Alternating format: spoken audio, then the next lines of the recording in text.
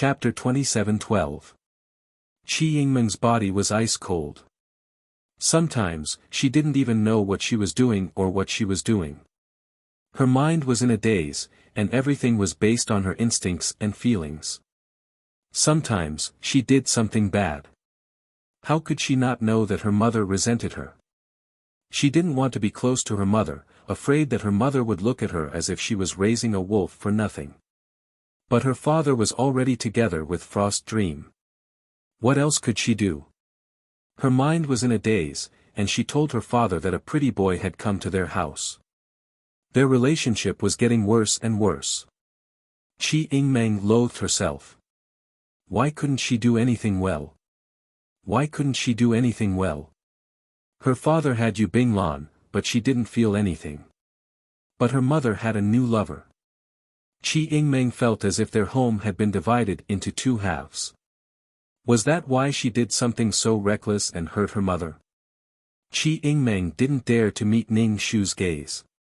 She was afraid that the coldness in her eyes was something she couldn't bear. Qi Hongchang was about to have a brain hemorrhage from anger, but under Yu Binglan's comforting words, he slowly calmed down. He looked at Ning Shu with an unfriendly gaze. When they walked into the mansion, they didn't smell any strong medicinal smell. In the past, the smell of medicine would make one's throat hurt. But now, they didn't even smell anything. Qi Hongchang sneered. Sure enough, she had gone to coax his money to raise a man.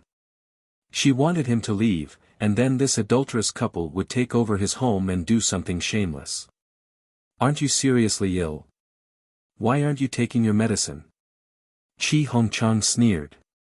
His eyes were bloodshot and his face was flushed. He was clearly furious. His temples were bulging. Ning Shu said, "There are no servants at home. There's no one to brew medicine for me, so I'm taking Western medicine." Every once in a while, Ning Shu would spend a bit of money to get some medicine from the hospital. As for whether the medicine entered his stomach or entered some other body part, it was hard to say. Jiangchen's bright black eyes stared at Ning Shu. He was puzzled. What was wrong with her? She didn't look like a sick person. Moreover, he was a doctor. What couldn't he cure? However, Jiangchen didn't say anything.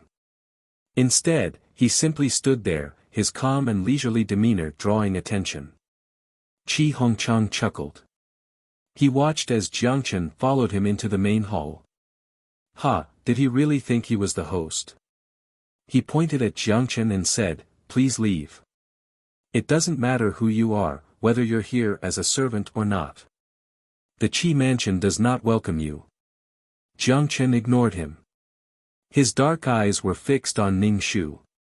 Qi Hongchang almost coughed up blood in anger. They were flirting with each other in front of him. When he wasn't at home, he didn't know what they would do. He could have Yu Binglan, but Feng Jia couldn't. He was so lenient to himself and strict to others. So what? Jiangchen didn't say anything. He simply stared at Ning Shu, ignoring everyone else. Before Ning Shu could say anything, Yu Binglan tugged at Qi Hongchang's sleeve and whispered into his ear. Yu Binglan said in a low voice, "Let's look at the specific situation first. If there's nothing, then we've wrongly accused him. Besides, even if you kick him out, you still won't know what's going on outside. It's better to keep him under your nose and observe. We don't have any servants here. If he really is a servant, he can give orders." Yu Binglan thought she and Qi Hongchang had heard this, but Ning Shu and Jiangchen both had astonishing hearing. Naturally, they heard it. Ning Shu felt it was quite rare that Yu Binglan would speak up for Jiangchen and allow him to stay in the mansion. As for Jiangchen, he was even more indifferent. There were all kinds of people who interacted with people, and all kinds of thoughts. Even the children he'd adopted would play tricks on him, to say nothing of strangers. When Qi Hongchang heard this, he realized it made sense. Even if he kicked this man out, it wouldn't be of any use. What if he started messing around outside? He wouldn't know. He wanted to see if this man had anything to do with his wife. This man was young and handsome. Chi Hongchang couldn't help but compare him to his own age. Although men were like flowers in their 30s or 40s, who didn't like young men? Under Yu Binglan's persuasion, Jiangchen stayed in the mansion. It was reasonable for him to stay. However, he was under Chi Hongchang's supervision. Jiangchen didn't say a single word, nor did he say a single word. He was like a mute. But standing like that was a sight to behold. Yu Binglan glanced at Jiangchen from time to time. She couldn't shake the feeling that his temperament was particularly different. When Jiangchen turned to look at her, the red light in his eyes disappeared in an instant. Yu Binglan didn't notice. Moreover, when he looked at her, Yu Binglan hurriedly avoided his gaze. Ning Shu saw all of this. In his heart, he thought, Chi Hongchang really was about to be cuckolded, but the person who'd cuckolded her was probably her Zhusha White Moonlight. Qi Yingmeng looked at the four people with a complicated expression. Especially Yu Binglan and Chi Hongchang. At this moment, she suddenly discovered that her father listened to Yu Binglan too much. He listened to everything she said. Even if she was his daughter, even if she was his legal wife, he wouldn't be so obedient. Qi Yingmeng's heart ached unbearably. When she thought of her mother's situation, she felt even worse. She somewhat regretted supporting Yu Binglan and her father. Because her father cared about Yu Binglan more than he cared about her, his only daughter. Who knew if Yu Binglan and her father wouldn't have children in the future? If they had children, her father would definitely love Yu Binglan's child even more. When that happened, would her father still care about her? Previously, Qi Yingmeng had been able to stand on the side of fairness and coldly observe the situation because she didn't think it had much to do with her interests. But now, she discovered that she might be like her mother, an existence that would be abandoned. Qi Yingmeng's heart filled with panic and fear.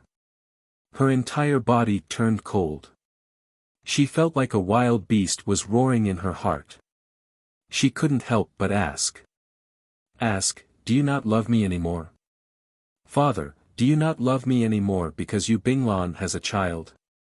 The feeling of betrayal cut through her like a knife. Qi Yingmeng now only hoped that Yu Binglan wouldn't give birth to a child. Whether it was a boy or a girl, her father would definitely love that child more than her. But when she thought about it this way, she felt that she was a bit vicious. She cursed that she wouldn't be able to give birth to a child. Her emotions were complicated. A saw cut her heart in half, dripping with blood. Qi Yingmeng couldn't help but look at her mother. Back then, her mother had probably been in this much pain too. This was the person she loved, her husband. Someone had appeared to take away the person who loved her. This feeling was truly painful. /BK Chapter 27:13. What had happened to her mother had already happened. What she was worried about hadn't happened yet and caused her so much pain. Ning Shu saw his daughter's gaze on her, filled with pity and pity. Ning Shu, what was she imagining? Ning Shu felt that there was nothing wrong with Qi Yingmeng's personality. At most, she was a bit cold-blooded. But forcing others to love her was also unreasonable. So Ning Shu had always treated Qi Yingmeng the same way. She could do whatever she wanted. She didn't love him, and he didn't love her. There was nothing to resent. Aren't you a servant? Go cook. If you can't do it well, scram, said Chi Hongchang coldly. Did he really think it was so easy to enter the residence? The world was so chaotic right now. Even if you killed someone and threw them into the Huangpu River, no one would care. Especially if you fled like this. No one cared. Jiangchen was expressionless. Yu Binglan was afraid they'd make a fuss again, so she had the servant girl and cook prepare food. Chi Hongchang chuckled. What servant? Since she was a servant, she probably thought she was the master since she couldn't be ordered around. How daring. Living in his house and seducing his woman. Chi Hongchang and Yu Binglan returned to their previous room. There were too few servants and too many masters. It was a bit too much for them. Yu Binglan asked Ning Shu to buy a few servants, but Ning Shu said the world was tense and they shouldn't waste money.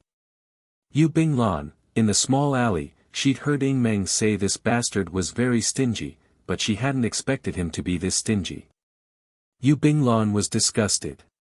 Qi Hongchang turned to disgust Jiangchen. Every day, he gave him leftovers and poured all the soup and water on the table into a bowl. It looked no different from swill. He had a servant bring it to Jiangchen. It was good enough that he was given a bite. Did he expect to live and eat well in the residence? Ning Shu didn't say anything. Jiangchen didn't eat, but Qi Hongchang was also crazy. How was he any different from a client? You'd be angry and betrayed, but others wouldn't. Qi Hongchang's advanced thinking was just a layer of skin. The inside was still the same. When necessary, he could use this layer of skin as an excuse. Yu Binglan's eyes flashed. From what she had observed, Feng Jia indeed had nothing to do with that man. At least it didn't matter to his body. He didn't look like a refugee. Instead, he looked more like a noble young master who had encountered some trouble. Moreover, Qi Hongchang would secretly block Feng Jia's door every night. Observe the situation in the room. Feng Jia was still sleepwalking. Occasionally, she would use too much strength to knock on the door and kick it. It could wake up everyone in the mansion. It was Qi Ingmeng who was woken up every night. After a long time, she naturally became dispirited. However, Qi Hongchang was very calm. He seemed to be very clear about his wife's plan. He knew that his wife would use this method to drive him away. Naturally, he wouldn't continue to be a manager. Therefore, no matter how much the other party sleepwalked or made a fuss, Qi Hongchang would not leave this time. He had to get hold of something that could be used against them. Once Qi Hongchang was convinced that someone was pretending to be sleepwalking, he felt his face hurt. He felt that his wife had hit him for another man. It hurt so much. No matter what, he had to take revenge. Seeing Qi Hongchang give that servant slop water every meal, Yu Binglan frowned. She felt that Qi Hongchang was really petty sometimes. How could she put it? It was degrading. It made him seem childish and speechless. However, Yu Binglan had never seen Feng Jia deliver food to him. The two of them spoke openly and didn't care about Qi Hongchang at all. Sometimes, in order to provoke Feng Jia, she purposely acted very close to Qi Hongchang. Feng Jia didn't have any excessive reactions. Normally, she didn't seem to love Qi Hongchang at all. This made Yu Binglan feel very bored. No one plowed the lean fields, but there were people fighting over the plowed fields. Perhaps Feng Jia's new body was no longer with Qi Hongchang. Suddenly, she felt like she had picked up trash that someone didn't want. People were so contradictory. After eating, Yu Binglan secretly prepared some food from the kitchen. There were meat and vegetables. She sneakily sent it to Jiangchen's door. At the door, there was still the leftover soup and dishes that Qi Hongchang had people bring over. It was a mess, like the slop used to feed pigs. Yu Binglan knocked on Jiangchen's door. She was a bit nervous as she carried the food. Qi Hongchang believed this man was a runaway, but his aura told Yu Binglan that even though he'd fallen on hard times, he used to be an awesome existence. Ning Shu scanned Qi Hongchang with his psychic power. He said to Qi Hongchang, "Your white moonlight is now delivering food to another man." Jiangchen naturally felt Ning Shu's psychic power scan. With this cheating device, she knew exactly what was going on with her family. What Jiangchen didn't understand was she treating boredom as fun? Her man had been stolen, so why was she still here? Was she trying to pick up where they left off? Was she addicted to playing human games? Crazy. Jiangchen opened the door and saw Yu Binglan at the door. Wasn't this the man's concubine? Delivering food to him? Was there a mistake? In ancient times, this was practically a private affair. Jiang Chen had lived for a long time. He'd seen many things. Under the other party's dark gaze, Yu Binglan, who was holding a bowl at the door, didn't know where to put her hands and feet. "You haven't eaten yet, have you? Take it. Don't die here." Yu Binglan shoved the bowl in front of Jiang Chen. Jiang Chen looked at the food. "No need. Drinking some of your blood is more like it," but Jiang Chen didn't drink blood. He was sick of it. With spiritual energy in moonlight, he didn't need food at all. Humans had reached the pinnacle of eating. Jiang Chen was really good at it. He tried it as well, but didn't get the pleasure of it. It was probably because he wasn't hungry. He also learned how to cook. What did it feel like to be able to fill one's stomach? It was the highest form of art. When Yu Binglan heard Jiang Chen's refusal, she froze. She'd come to deliver food, but was rejected. It really made her angry. "I'll leave it here. Eat it or not." Yu Binglan put the bowl down at the door and left. Jiang Chen looked at the food on the floor, speechless. He closed the door and refused to eat. He had to ask her when she was leaving. She shouldn't always be playing human games. Jiang Chen didn't care about Qi Hongchang at all. He was as insignificant as an ant on the ground. Yu Binglan had misjudged him. Jiang Chen's face was really attractive. He was young and handsome. Who would have thought that he was a zombie who'd lived for thousands of years? If Yu Binglan knew that he was a green hat zombie with a sinister face and fangs, she'd probably pee her pants. Not to mention the faint ambiguity between them. Ning Shu was a bit puzzled. Weren't these two in true love? Shouldn't true love be able to conquer everything? /BK Chapter 27:14 Yu Binglan was in a bad mood after being rejected. She refused Qi Hongchang's advances, saying that she wasn't feeling well. Qi Hongchang liked Yu Binglan, so naturally, he endured her complaints, even though he felt a little uncomfortable. The next day, a servant told Qi Hongchang that the fleeing countryman had food at the door. There were meat and vegetables, not leftovers. But he didn't know why the countryman didn't eat. Qi Hongchang flew into a rage. Feng Jia must have given it to him. He angrily ran to find Ning Shu. When Yu Binglan heard the servant say that the food hadn't been touched, her expression was unreadable. This feeling was even more uncomfortable than last night. Ning Shu ignored Qi Hongchang, who ran up to him and yelled. "I'm not the only woman in this house. Why do you say I gave it to him? What do you mean?" Qi Hongchang asked. "Aside from you, who else would give that man food? Although that man is from the countryside, he's good-looking." Ning Shu pulled out a chair and sat at the dining table, preparing to eat breakfast. It could have been a young servant, or it could have been Ying Meng, or it could have been Yu Binglan. "I didn't give it to him," Yu Binglan and Qi Yingmeng said at the same time. Qi Hongchang trusted Yu Binglan, but he wasn't sure about his daughter, Qi Yingmeng. Was she mesmerized by that guy's face? Qi Yingmeng's heart turned cold when she saw her father's suspicious gaze, but he believed Yu Binglan. Her father would rather believe the recently married Yu Binglan than his daughter. She felt terrible, she wanted to cry. Qi Yingmeng didn't even eat breakfast. She grabbed her shoulder bag and stormed out. Ning Shu was quite pleased. "You got into a conflict with Yu Binglan, so you can feel the pain your own mother suffered." Breakfast arrived. Ning Shu ate with relish, but Yu Binglan didn't feel like eating anything at all. There was an indescribable sense of boredom. She suddenly felt a bit annoyed. She really was a bird without legs. She needed to fly, and when she landed, she would be greeted with a life she didn't like. Yu Binglan was probably a bit of a bitch. She insisted on demanding an explanation from Jiang Chen. She must have something against Yu Binglan for refusing to eat her food. He didn't eat the leftovers and didn't eat the food she sent. How did he survive? Did Feng Jia secretly send food to him? Seeing Jiangchen sweeping the fallen leaves in the courtyard, Yu Binglan walked over and asked, "What's your relationship with Feng Jia?"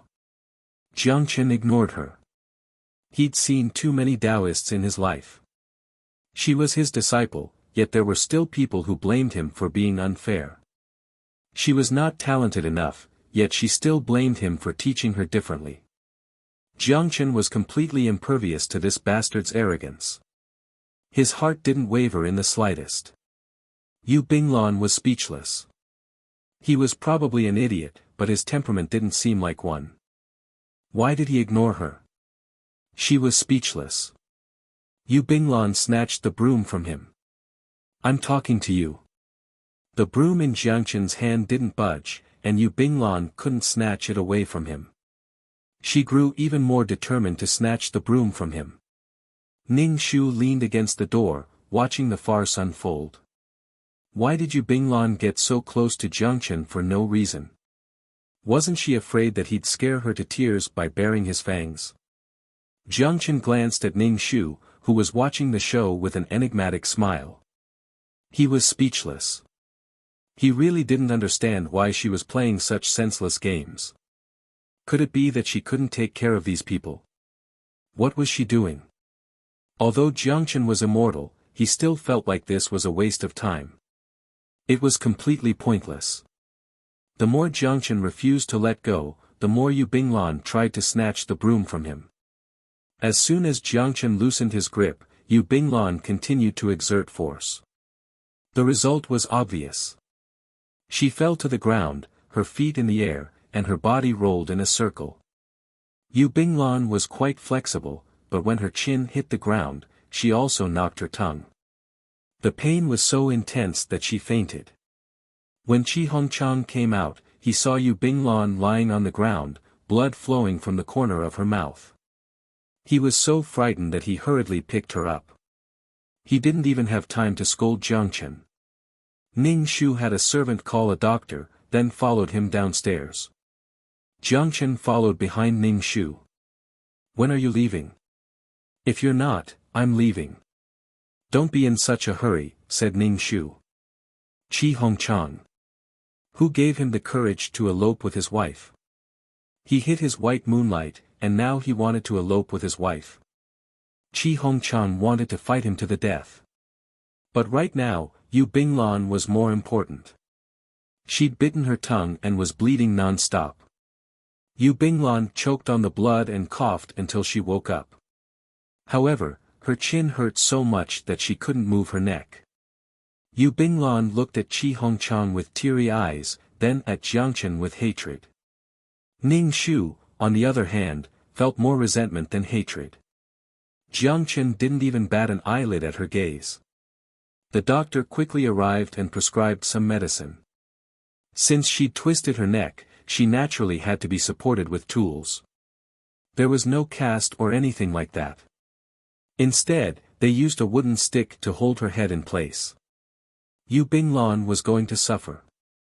If she'd been attacked by a slightly more violent demon, Yu Binglan probably would have died long ago. Ning Shu pretended to comfort her. "Rest more. You'll be fine after a while. Even if you wanted to help clean up, you didn't have to fight over it. Aren't you just making yourself suffer?" Yu Binglan's tongue was swollen, and her neck couldn't move. When she heard Ning Shu's mockery, she couldn't refute him. She could only look at Qi Hongchang. Qi Hongchang glared at Jiangchen. His gaze was as if he wanted to skin him alive. Jiangchen turned and left, ignoring Qi Hongchang. Qi Hongchang almost exploded. He'd never seen someone so arrogant. Ning Shu left as well. He said to Qi Hongchang, "You have to take good care of her." Qi Hongchang. There was nothing he could do about it. Now that Yu Binglan was in trouble, Qi Hongchang's heart ached. All he could do was take good care of her. Ning Shu went downstairs. Someone from the patrol office had come to the residence. He said his daughter had skipped class and went out on a parade. She'd been arrested by the patrol office. If there was nothing to do, they'd take her away. Of course, if they wanted to take her away, they had to pay a price. Ning Shu grunted. Qi Hongchang hadn't come downstairs. He probably didn't know Qi Yingmeng had been arrested. The world was in chaos, so law enforcement was definitely very rough. Qi Yingmeng must have suffered. Then stay in there for a few more days. In any case, your mother is a poor ghost. Your father has the final say on money. Without money, we definitely can't get you out. After learning his daughter had been arrested, Ning Shu was relatively calm. He couldn't be bothered to tell Qi Hongchang. Qi Hongchang was now wholeheartedly devoted to Yu Binglan. So, Qi Yingmeng had to suffer for a few more days. /BK Chapter 27:15. But these days, Ning Shu kept asking Qi Hongchang for money. As for what he was going to do with it, Ning Shu didn't say. He was just trying to save his daughter's face. But Qi Hongchang only had one word: scram. She was keeping a pretty boy at home, and now she wanted his money for him. She relied on him to raise her, and now she wants to use his money to keep a pretty boy. Dream on. Qi Hongchang didn't give her a single cent. He was going to settle the score after Yu Binglan recovered. Qi Hongchang looked at Ning Shu with killing intent. Ning Shu didn't care. After all, she wasn't the one suffering. She didn't feel bad at all.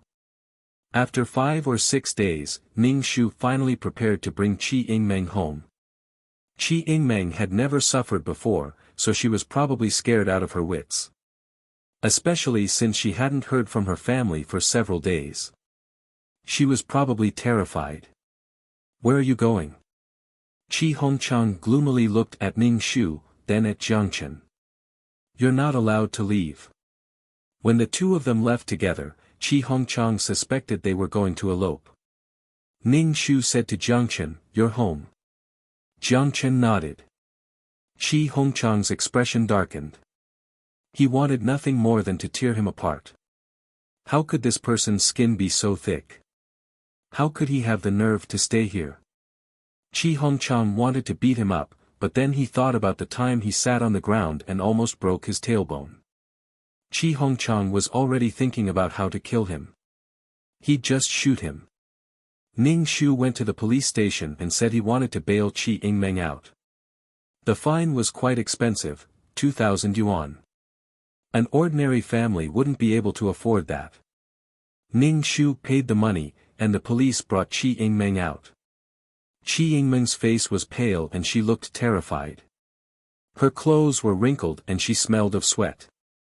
Her hair hadn't been tidied up in days and was a bit messy. When she saw Ning Shu, tears streamed down her face. "Mommy!" Qi Yingmeng threw herself into Ning Shu's arms. "Why did you only get here now? Where's Daddy?" Qi Yingmeng was really scared out of her wits. She was parading the streets but was caught. The other people who were caught went out one after another. Every time one of them left, she panicked. Every moment, she hoped that her family would come quickly. The food here was so unpalatable that it made Qi Yingmeng doubt her life. She thought that it would be unpalatable if it was mixed with coarse grains. The food here was simple and unpalatable. Every day, there were policemen walking in front of her with sticks and talking loudly, which made Qi Yingmeng especially scared. As the number of classmates around her decreased, Qi Yingmeng suspected that she would stay here forever. Inevitably, a bit of hatred grew in her heart. Why are you only here now? Every day felt like a year. Ning Shu didn't know how to explain everything in a few words. On the way back, he explained the basic situation. I told him about Yu Binglan's injury and that your father wanted to take care of Yu Binglan. Speaking of which, Qi Hongchang really did not realize that Yu Binglan had not returned for a few days. When she lived in the small alley, she was used to Qi Yingmeng appearing and disappearing from time to time. Ning Shu also said that he wanted money from Qi Hongchang. Your father thought that I wanted money to elope, so he didn't give me money. It would take a while for me to raise that much money. After I raised enough money, I came here in a hurry. I'm already doing my best, but you're still being weird. Qi Yingmeng's face trembled, and her face became even paler. There was no color at all. Her lips moved, but she was stunned and did not say a word. Her father wanted to take care of Yu Binglan, so he didn't care about her, who was detained in the patrol room. Ning Shu sighed and said, "Don't do such a dangerous thing in the future. If there's a next time, I don't know if I can raise enough money. Your father is on guard against me now. He thinks that I have something to do with the man who escaped. Now, he won't give me a single cent. If you want money in the future, you'll probably have to ask Yu Binglan for it." Qi Yingmeng's face turned green and white. She was completely speechless. She was the one who ran to tell her father that a man came to the house. But this matter seemed to have retribution on her. There was also Yu Binglan. Back then, she had always supported her father and Yu Binglan. Qi Yingmeng closed her eyes. It was as bitter as if she had swallowed a yellow lotus. It was so bitter that her heart was about to go numb. "Dad didn't ask about me?" Qi Yingmeng could not help but ask. She was not her father's only daughter. She went to the patrol room, and Yu Binglan was injured. Her father chose Yu Binglan. This made Qi Yingmeng's heart burst with uncontrollable resentment. "I don't know about this. You haven't been home for a few days. Your father didn't ask. Didn't you tell him that I was arrested and sent to the patrol room?" Ning Shu said, "I didn't ask. There were servants at home who saw the police in the patrol room. They should have told your father." Ning Shu's words were specious. "I think your father's heart is with Yu Binglan. I don't know if Yu Binglan's child will be a boy or a girl in the future."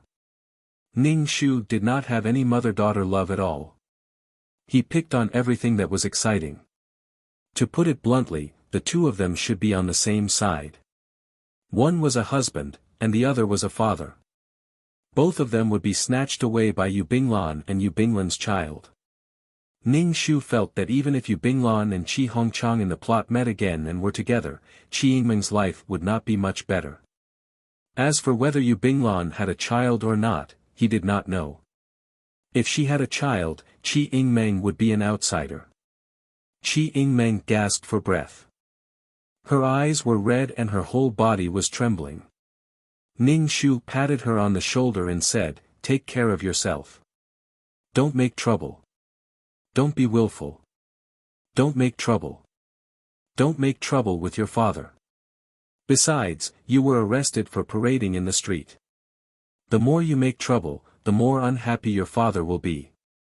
When Qi Yingmeng heard her mother's words, her tears flowed even more happily.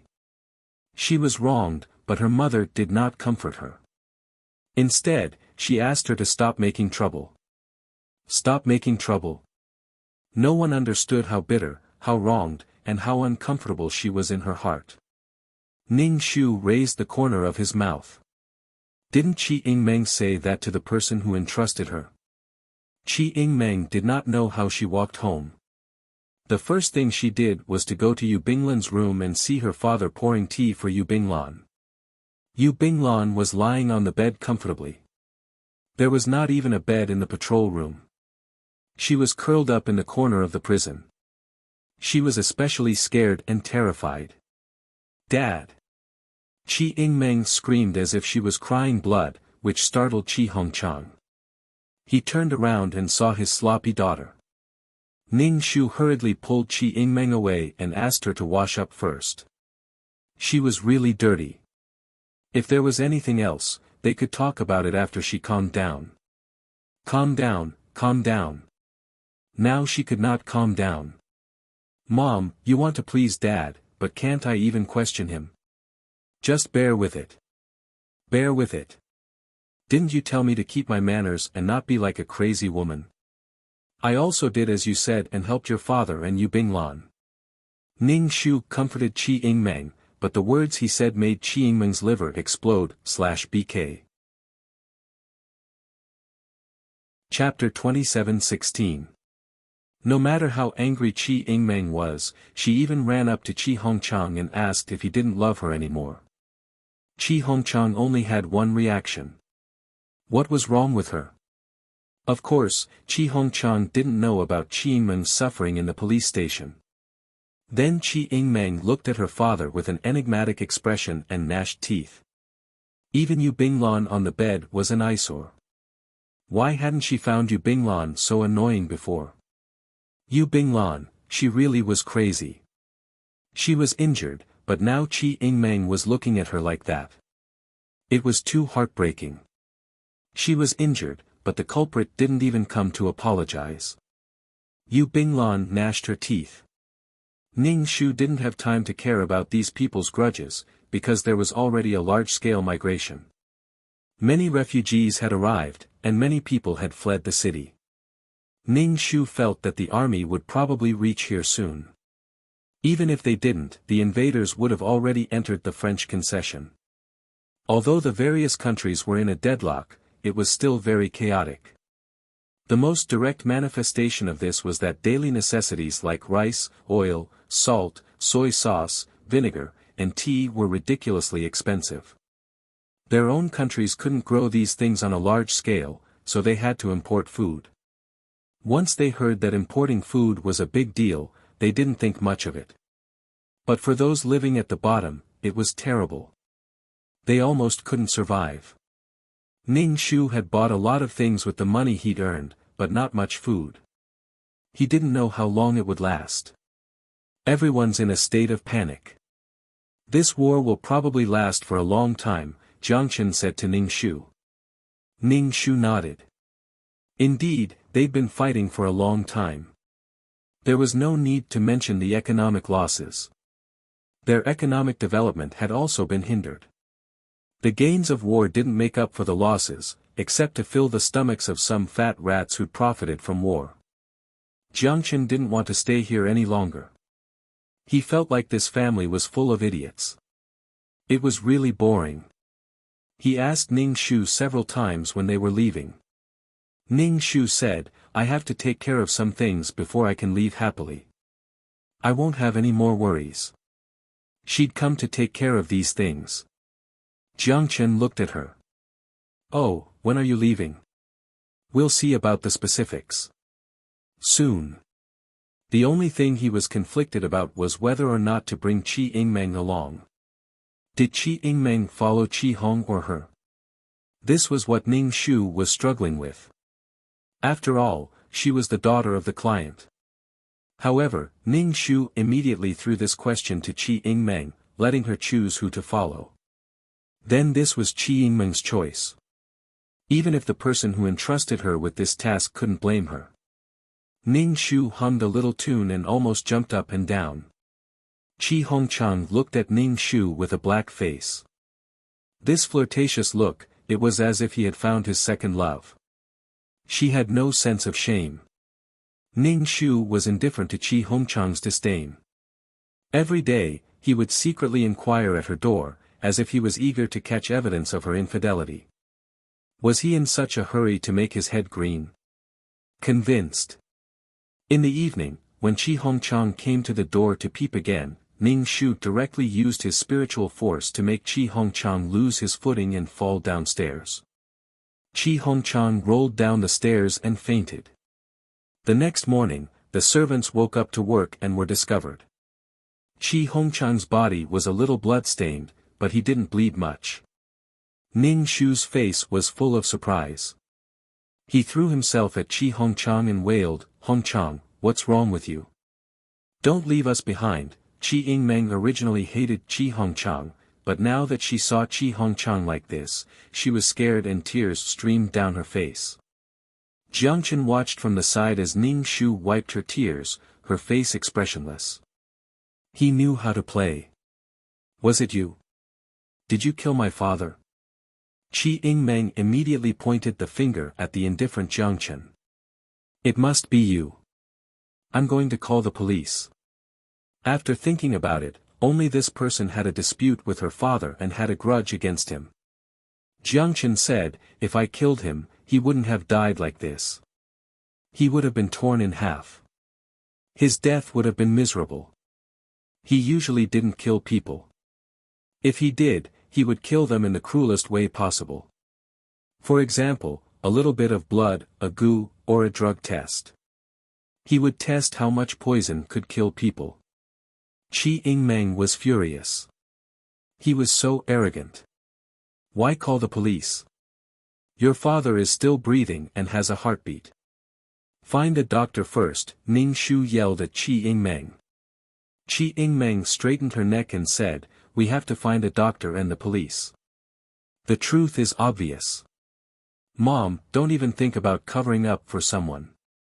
No matter how much she hated her father, she wouldn't let him be assassinated like this. Ning Shu, do whatever you want. Do whatever you want. He wasn't dead, he was just unconscious. The police wouldn't investigate at all. Plus, the world was so chaotic. Who would care about such a trivial matter? Unless they paid money. How much money could Qi Yingmeng have? She was the one who paid to be arrested on the street. Qi Yingmeng was quite afraid of the police station. She had a shadow in her heart and had a servant report it to the police station. Qi Hongchang was carried into Ning Shu's room and laid on the bed. If it weren't for his breathing and heartbeat, they would have thought he was dead. Yu Binglan lay on the bed. She felt that the house was a bit chaotic. She didn't know what was going on, but no one paid attention to her. She struggled out of bed, her movements as stiff and slow as a puppet. She went to the master bedroom, which was several rooms away. When she saw Qi Hongchang lying on the bed, the doctor frowned and took his pulse. There was also a Western doctor who shone a small flashlight into Qi Hongchang's eyes. What happened? Yu Binglan hurriedly asked. Why was Qi Hongchang lying on the bed? Where was he injured? The servant told Yu Binglan that her husband had fallen down the stairs. For a moment, Yu Binglan turned her head and looked at Ning Shu suspiciously. She also looked at Jiangchen, who didn't seem to care. However, her head was fixed in place, and it hurt when she used force. She had to twist her body to turn her head. Ning Shu looked at Qi Hongchang with a worried and distressed expression. Yu Binglan looked at her. Could it be that Feng Jia still liked Qi Hongchang? Then Jiangchen had done it. Could it be that he liked Feng Jia and wanted to kill Qi Hongchang? Yu Binglan refused to accept this. Feng Jia was an old woman. Even her daughter was more than 10 years old. She loved her so much that she wanted to kill her husband. Jiangchen, why was it that no matter what happened, these people were the first to suspect him? He really hadn't killed anyone. Why didn't they suspect that he'd slipped and fallen? Or perhaps some naughty and bored person had done it. He wouldn't take the blame for this. Yu Binglan looked at Jiangchen. He was as cold as ever, as if he didn't feel anything from her scrutiny. Yu Binglan was a bit shaken. He probably hadn't done it, right? This mansion was her bane. As soon as she returned, she was injured. Qi Hongchang was unconscious. /BK Chapter 27:17. The doctor and the Western doctor did all kinds of examinations on Qi Hongchang, but they all shook their heads. Ning Shu quickly asked, how is he? There's probably a blood clot in his brain from the fall. It'll take some time for him to wake up. The Western doctor nodded. It was obvious that he had fallen into a coma because of a blow to the head. Yu Binglan asked with a trembling voice, when will he wake up? It's hard to say. He'll definitely wake up in a few days, or maybe he won't wake up for a long time, or maybe he won't wake up at all. The three women present, Ning Shu, Qi Yingmeng, and Yu Binglan, were all pale. Dad, wake up. I won't talk to you anymore. Qi Yingmeng lay on the bed and cried. It felt like a mountain had collapsed. Wasn't a home without a father like the sky had collapsed? How could she and her mother survive without a father? Yu Binglan didn't expect that she would encounter such a situation after finally settling down. He was unconscious, and she didn't know when he would wake up. You can talk to the patient more. Maybe you can wake him up, the Western doctor said. As for taking medicine, there was no need to take it. At most, they would give the patient some glucose to maintain his nutritional needs. After sending the doctor away, the residence was gloomy. The master of the house was unconscious and might die. Even the servants were bored. Yu Binglan was especially tormented. Was she supposed to be alone for the rest of her life? Couldn't she have happiness? Qi Yingmeng's accusation was a blow to Yu Binglan's heart. Qi Yingmeng said, "You're a jinx. When you didn't come to the house, it was always peaceful. But when you came, everyone was unlucky. Her mother was unlucky. Qi Yingmeng stole her husband. She was caught and sent to the police station to suffer. Her father was snatched away. Her father chose Yu Binglan and gave up on her. Now, even her father fell from the building." Yu Binglan widened her eyes and looked at Qi Yingmeng in disbelief, as if she didn't know her anymore. She was very hurt. "Yingmeng, aren't we friends? Why are you saying such cruel things to me?" Was this still the friend who had always supported her? Why was she speaking to her now? Yu Binglan was devastated. They were a family. She was just an outsider. "You should know that if it wasn't for you persuading me, I would have already left this place." "Yingmeng, are you blaming me now?" Yu Binglan asked with teary eyes. It was only now that Qi Yingmeng truly understood what it meant to pretend to be obedient after receiving an advantage. "I told you to stay, so you stayed. I told you to jump into the Huangpu River, so why didn't you jump?" Yu Binglan clearly couldn't take Qi Yingmeng's insults. She turned to leave the room and saw Jiangchen standing at the door. Yu Binglan looked at Jiangchen with sorrowful eyes. "Did you do this?"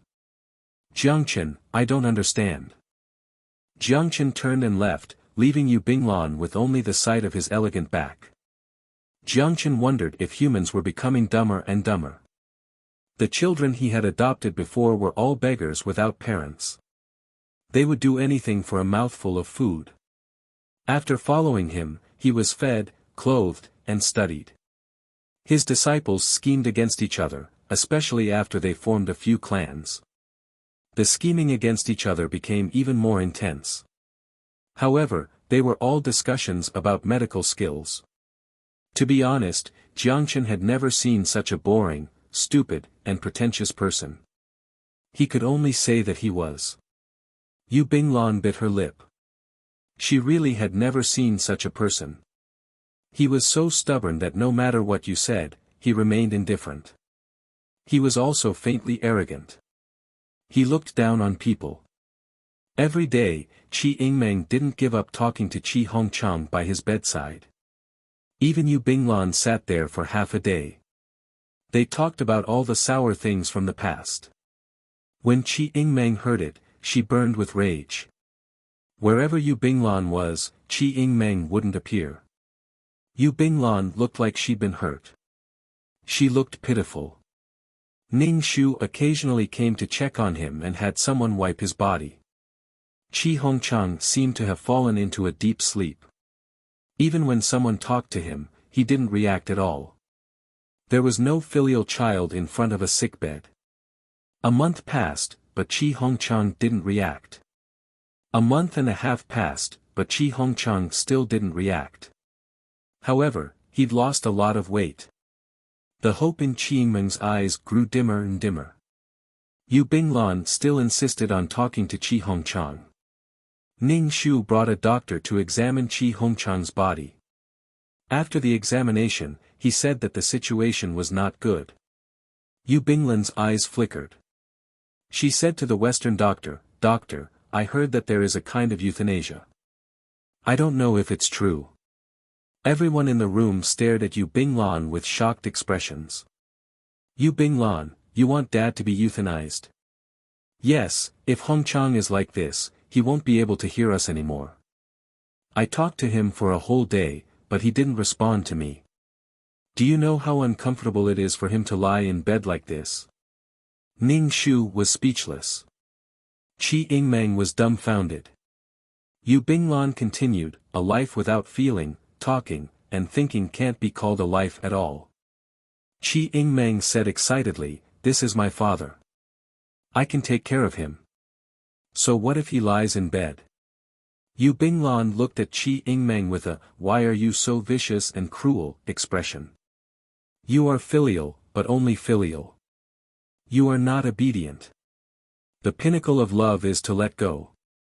Although he didn't know how the others were reacting, Ning Shu was very calm. Some people always had their own thoughts. What pinnacle of romantic love was nothing at all. Jiangchen was suddenly very calm. He had been a bit impatient before, but he suddenly found this show to be very interesting. He'd seen people kill people, but he'd never seen someone do it in such a unique way. Their reasoning was so elegant and refined. Qi Yingmeng was choked speechless, but she didn't know how to refute her. It was clearly the case of true love, but Qi Yingmeng felt an indescribable coldness that made her body tremble uncontrollably. The Western doctor said, there is such a thing, but it's not up to you. You need the family's consent. The family members, Ning Shu and Qi Yingmeng, said, we don't agree with euthanasia. Yu Binglan looked at the two of them with indignation and sadness. Do you know how much pain he's in? Doctor, can't we euthanize him? You really don't have the final say. The doctor took the box and left. Damn, this was the first time they'd asked for euthanasia. At this time, euthanasia hadn't been widely accepted. Even in a few decades, euthanizing cats and dogs would still be said to be disrespectful of life, let alone humans. They couldn't euthanize patients. If there were any problems, they had to find him. He couldn't bear this responsibility. Qi Yingmeng looked at Yu Binglan with disgust. She actually wanted to kill her father. Euthanasia? Who knew, maybe her father would wake up soon, /BK. Chapter 27:19. You're a rare sight of filial piety, Ning Shu sighed.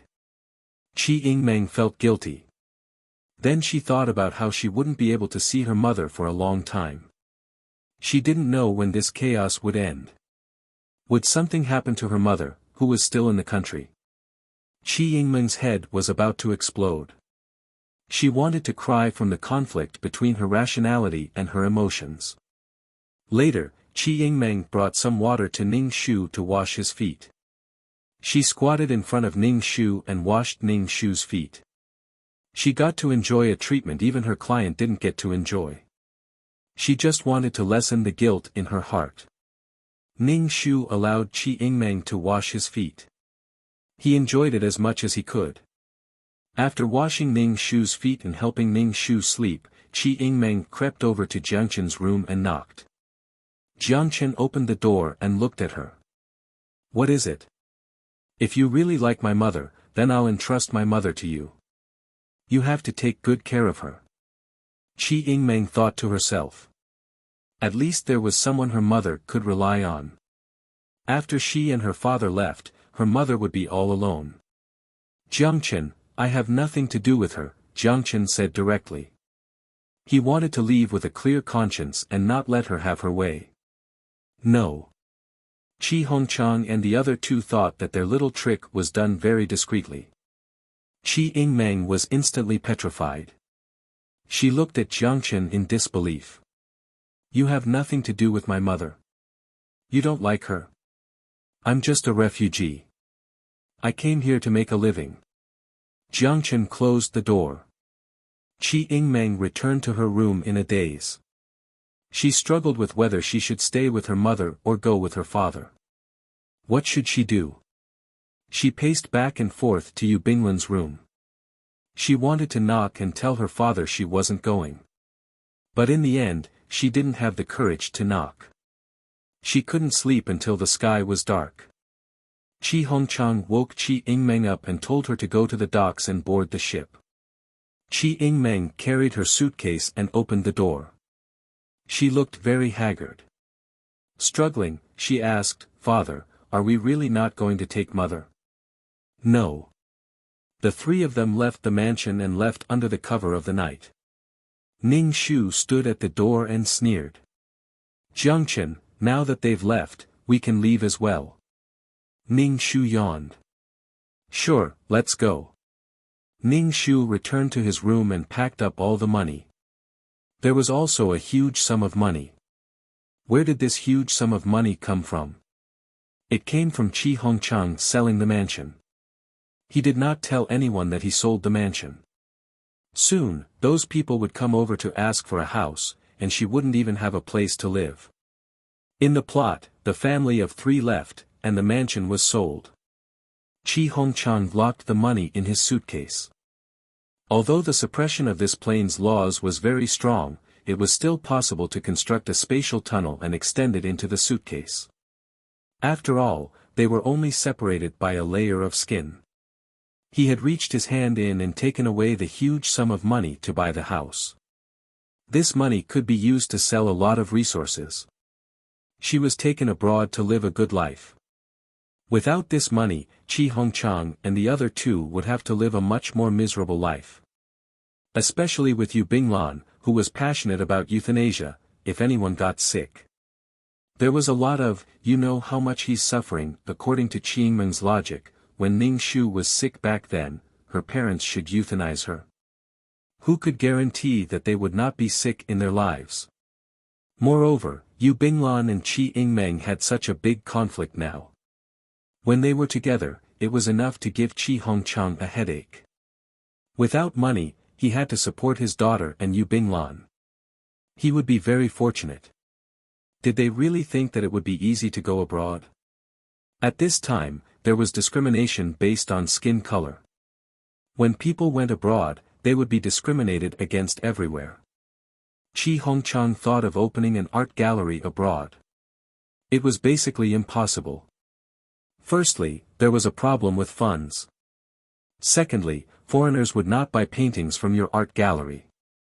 It was not as easy to fool foreigners as it was in China. They could make oil paintings and the like, but they were stupid and had a lot of money. It would not be easy to fool them outside. Moreover, there was a war in China. When they went abroad, they would be looked down upon even more. The internal politics were not settled. As for overseas travelers, sorry, they would have to rely on themselves if they encountered any problems. Ning Shu could almost foresee the three of them working hard, tiring, and with little money. Come back. The country was in turmoil. At daybreak, Ning Shu dismissed the servants, saying that the mansion had been sold. Everyone had to find their own way out. He gave them wages. Jiangchen had nothing to take, so he followed Ning Shu to the small courtyard empty-handed. When they arrived at the small courtyard, they saw several large boxes of items. Ning Shu sealed the boxes with tree glue, then dug a hole with Jiangchen to bury the items. Jiangchen's hands grew sharp, blood-red fingernails. His entire hand had turned green, making him look particularly sinister. When Ning Shu saw this, he simply sat to the side and watched Jiangchen dig the hole. The pit was very deep, and the soil was starting to water. In a while, it would start to water. The water accumulated into a small hole, and Jiangchen placed the boxes in the water. Dry for 1,000 years, wet for 10,000 years, and neither dry nor wet for half a year. Putting the boxes in the water would cut off the air and protect them better. The large boxes had practically used up all of Ning Shu's belongings. Inside were some of the more precious items that would be worth a lot in the future. Antiques in prosperous times, gold in troubled times. Right now, these antiques weren't very valuable. Even so, Ning Shu was still poor from all the buying. Some medicine, guns, and ammunition weren't buried in the water. Instead, they were placed in the room. Jiangchen buried the boxes flat. Looking at the boxes of guns, he reached out and touched them. They were cold to the touch. Holding them in his hand made his blood boil. These were the current weapons of humanity. When he'd left the tomb, he'd seen both sides wielding these weapons. During this time, Jiangchen had learned enough about the current situation. There were telephones that could transmit messages from thousands of miles away. There were cars that could run faster than horses. There were even cars that could fly. Humanity was developing. The most direct manifestation of this was that weapons were becoming more and more lethal and cruel. Even with his speed, he'd almost bounced off, let alone an ordinary person. Men were irresistible to weapons. Jiangchen touched his pistol. Ning Shu asked, "Do you know how to shoot?" Ning Shu picked up a pistol and played with it. He put in a bullet, hit the silencer, and fired. Jiangchen watched Ning Shu's movements. He copied Ning Shu's movements, then fired. His head turned very accurately. It was hard to tell that this was his first time shooting. Jiangchen liked this, but he liked it even more. After all, swords weren't as hard as his fingernails. Jiangchen asked, "Where are we going?" Ning Shu patted the box. "To the front lines, of course." "Are you going to participate in the war?" Jiangchen furrowed his brows. Fairies shouldn't get involved in human affairs. Even if we're not going to kill the Japanese, let's send some supplies, save people, and ride their coattails, said Ning Shu. Jiangchen understood that a general's success was built on the bones of 10,000 soldiers. This chaos would end sooner or later. What he cared about was, when will you die, /BK. Chapter 27:20. In the past, he'd thought she was dead, so he'd buried her in a tomb. However, the tomb's feng shui had been ruined. Her previous body had already rotted away into a pile of bones. She hadn't become a zombie like him. Ning Shu, was when will you die? A greeting? Jiangchen stared at him with his dark eyes. Ning Shu felt inexplicably guilty. Why are you asking this? He asked. Your answer will make me think about it. If you die, should I leave your corpse in the wilderness or bury it? Ning Shu, the client couldn't come back. The client had to come back. If the client knew that a green-faced, fanged zombie was by his side, and that when he got angry, he'd reveal his terrifying fangs and scarlet eyes. He'd be so scared he'd cry. When will you die? Asked Jiangchen. Was he in a hurry to kill him? Ning Shu said, it should be soon. Don't be in such a hurry. I'm in a hurry. I'm going to leave your corpse in the wilderness, chuckled Jiangchen. Ning Shu sighed. You know I'm just a ghost. Actually, there are many worlds. I wander these worlds and do things for others. Then, I eat the souls they contribute to me. When the time comes, I leave. Do you understand? I understand. You can leave whenever you want. Ning Shu shook his head. No. When I'm done, I'll leave. Then, I'll go to another world. That's how I live my life. Why are you acting so pitiful? Can't you just take over someone else's body? Ning Shu shook his head again. I can't. I've swapped ranks with this body's soul. When the time comes, I'll leave. If I break this rule, I'll die and completely disappear. Oh, said Jiangchen. Then where are you going to fool around in the next world? Ning Shu shrugged. Hens, that's uncertain. There are so many worlds. I don't know which one I'll go to. There are many worlds, Ning Shu said to Jiangchen. You're in this world, not one of the 5 elements. Actually, you can go out and take a look. There are too many worlds for the eye to take in. This world was no longer suitable for a goblin like Jiangchen to live in. Once industry developed rapidly, the amount of spiritual energy in the world would dwindle. Oh, Jiangchen replied. Ning Shu packed up her things and prepared to move forward. She changed her qipao and put on a gray, ordinary woman's outfit.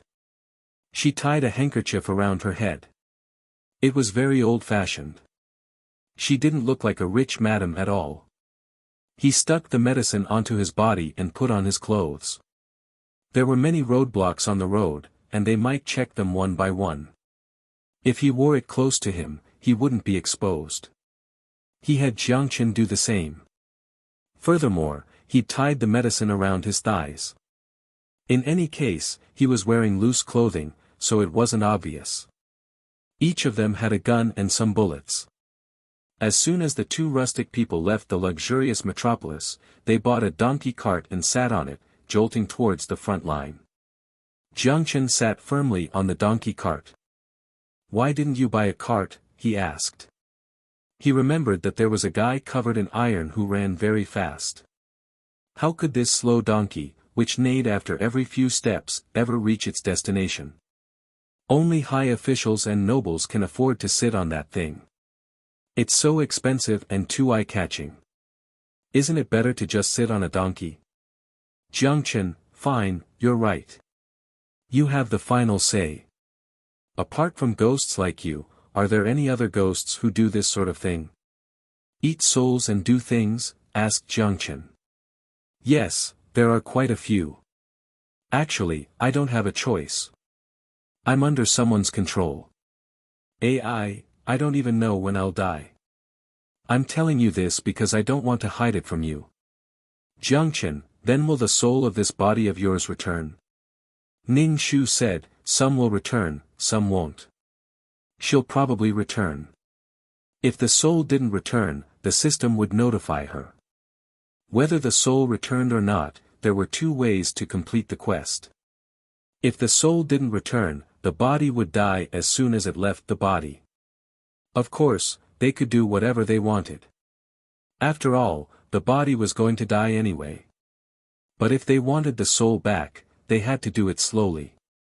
They had to suppress their emotions and complete the quest. Ning Shu glanced at Jiangchen. You don't have a soul. You can't become a ghost like this. Jiangchen didn't have a soul. His body had been resurrected, but he didn't have a soul. If nothing unexpected happened, he was just a blood-sucking monster. Now that he had intelligence, he still didn't have a soul. Jiangchen shooed the donkey away. It's not like I want to become a ghost. If he died, he wouldn't have the freedom he wanted. Ning Shu nodded. Actually, you're pretty good. You're not monitored by the heavenly Tao. No matter where you are, as long as you don't do anything excessive, the heavenly Tao won't destroy you. He didn't have a soul, so he could escape the 5 realms and 3 realms. He wasn't monitored, so he was a cheat. Ning Shu asked, have you ever thought of going to other worlds to see them? Jiangchen was bound to this world. If anything were to happen to the world, he would die with the world. Jiangchen would die with the world. Oh, I'll think about it, said Jiangchen calmly. Along the way, Ning Shu and Jiangchen's relationship to the outside world was that of husband and wife. Their family was in trouble, so they wandered everywhere. Their ancestors were barefoot doctors. They could treat headaches and fevers, deliver babies, and so on. They didn't need to be paid much. They just needed to give them something to eat. Of course, they wouldn't give them anything special like Western medicine. At most, they'd give them some herbs or write down a simple prescription. In this kind of situation, if they didn't even have enough to eat, seeing a doctor would be very difficult. No matter what era it was, they couldn't afford to get sick. Once they got sick, their man and their family's finances would become tight. The two of them traveled, relying on traveling doctors to get something to eat. Jiangchen didn't need to eat, but Ning Shu did. Although they'd brought a pot and rations with them when they left, they'd eaten pretty much everything along the way. Now, they needed to get something to eat. Their reward might be cornbread or cooked sweet potatoes. In any case, they didn't have any refined grains. They were all coarse grains that made them feel especially hungry. As for meat, they occasionally bought some from larger markets and ate it out in the wild. Their days were quite hard. They lived in the open, and their skin had become rough. Jiangchen's fair skin was still as beautiful as ever. He didn't eat or drink. He stood aloof from the world. Jealousy twisted me. She lived a miserable life just for 3 meals a day. You don't have to eat. I can help bury you, said Jiangchen. Why would she want to die? After a few months of traveling, they were finally close to the front lines. They could faintly hear the sound of artillery fire. Jiangchen went up the mountain to gather herbs and grinded them into a crude ointment that could stop bleeding. Translator, Atlas Studios Editor, Atlas Studios.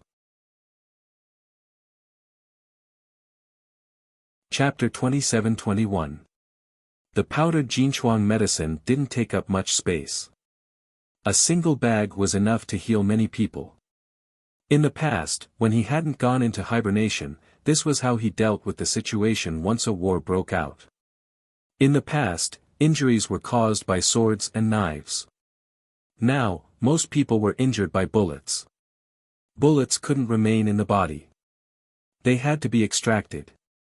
Humans suffered twice more. In the end, retribution rested on themselves.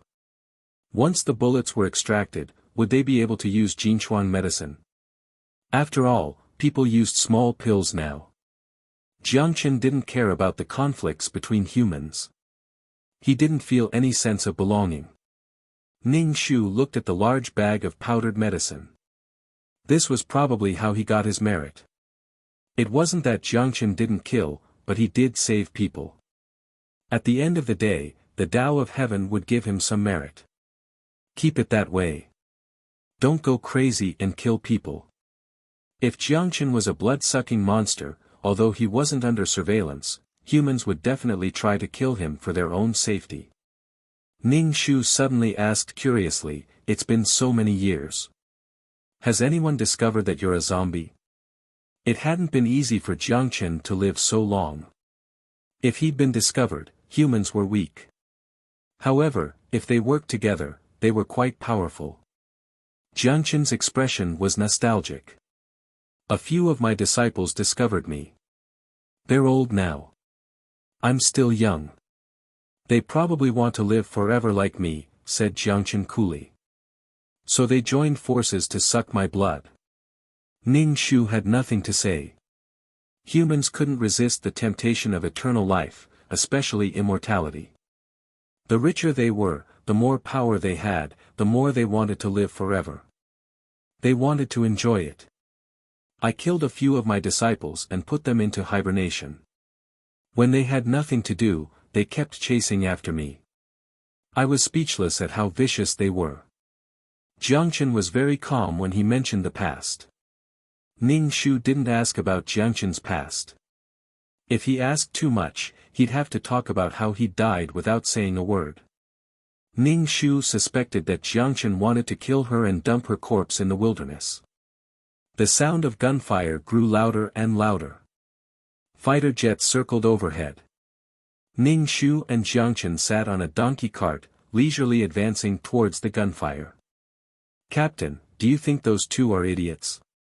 The spy lurking in the dark stared at the two as they walked past. The bell hanging on the donkey's neck jingled. The sound was crisp and pleasant.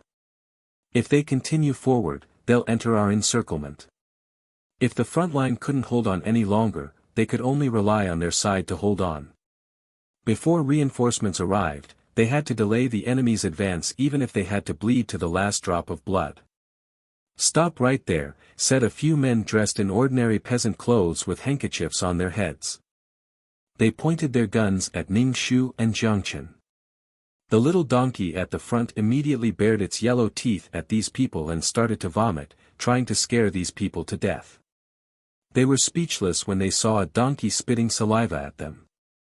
Because Ning Shu had injected some spiritual energy into the donkey, its fur looked very smooth. After all, the donkey's body couldn't withstand walking so far. Ning Shu occasionally injected a bit of spiritual energy into the donkey to improve its health. "This isn't a place you should be. Hurry up and leave," said Captain Ning Shu and Jiangchen. Ning Shu jumped off the cart and took out a bag of medicine. He walked over and said, "Captain, I'm here to deliver something. These are antibiotics. They're very useful for treating fevers and infections. Take a look. There were about 200 pills in the small bag. It was a rather precious batch. I bought all of this medicine in the sea. Supplies aren't as scarce there, so my husband and I delivered it. Captain. The team members were delighted. What were they lacking the most right now? Food, ammunition, and medicine. If this medicine was real, then they could save one more person. However, the captain's eyes were filled with suspicion. He suspected this was a spy who'd used this medicine to sneak into the team and pass on information to the enemy. And he didn't even know if this medicine was real or fake. It was too suspicious. Ning Shu took out his identification. He'd even prepared an identity. It was even more likely that he was a spy. Jiang Chen sat motionlessly on the donkey cart. He said to Ning Shu, "Give them the medicine and let's go. As for whether they believe us or not, it's none of our business.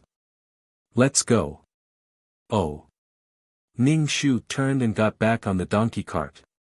The donkey stomped its hooves at the team members, then turned the cart around and left. "Captain," the team member said anxiously. "What if this medicine is real? After all, many people are worried about the front lines." "That's true. At times like this, we have to be even more vigilant. Let them go. As for the medicine, take it." Ning Shu tossed a bag of medicine to them. "If you're injured, sprinkle some on your wounds. It's made from ground herbs." "Oh my God, this is medicine. How could you just throw it to the ground like that?" The captain's face contorted in pain. He quickly picked up the bag of medicine. Ning Shu looked at Jiang Chen. "Are you angry?" "Why would I be angry? They don't believe me. If I get angry, wouldn't I die from anger?" Vigilance was the basic instinct of all living creatures.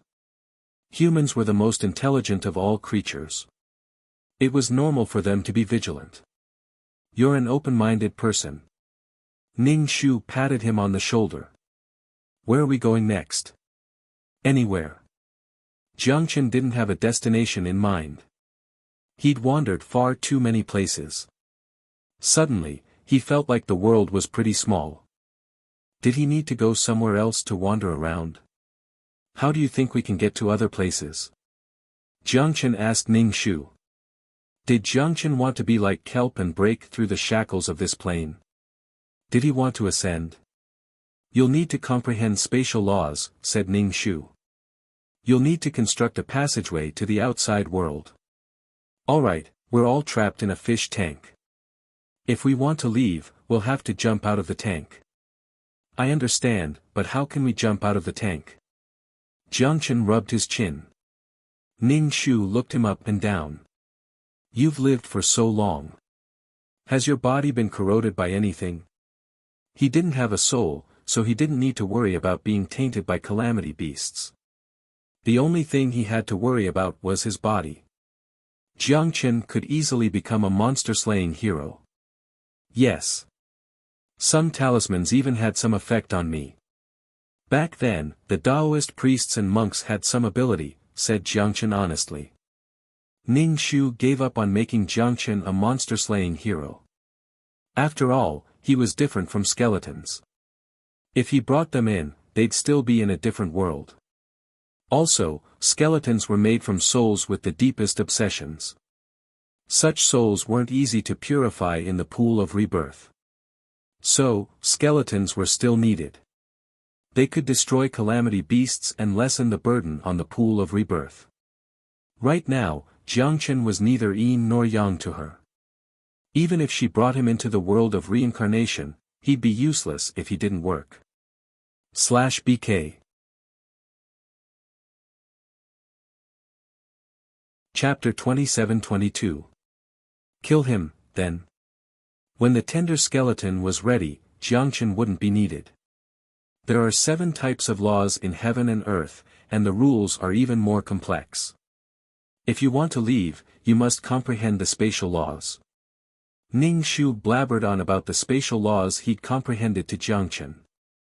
Jiangchen's expression was solemn. He took out a pen and took notes.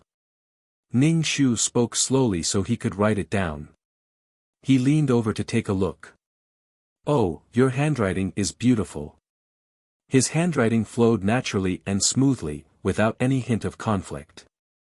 It was said that one could judge a person by their handwriting.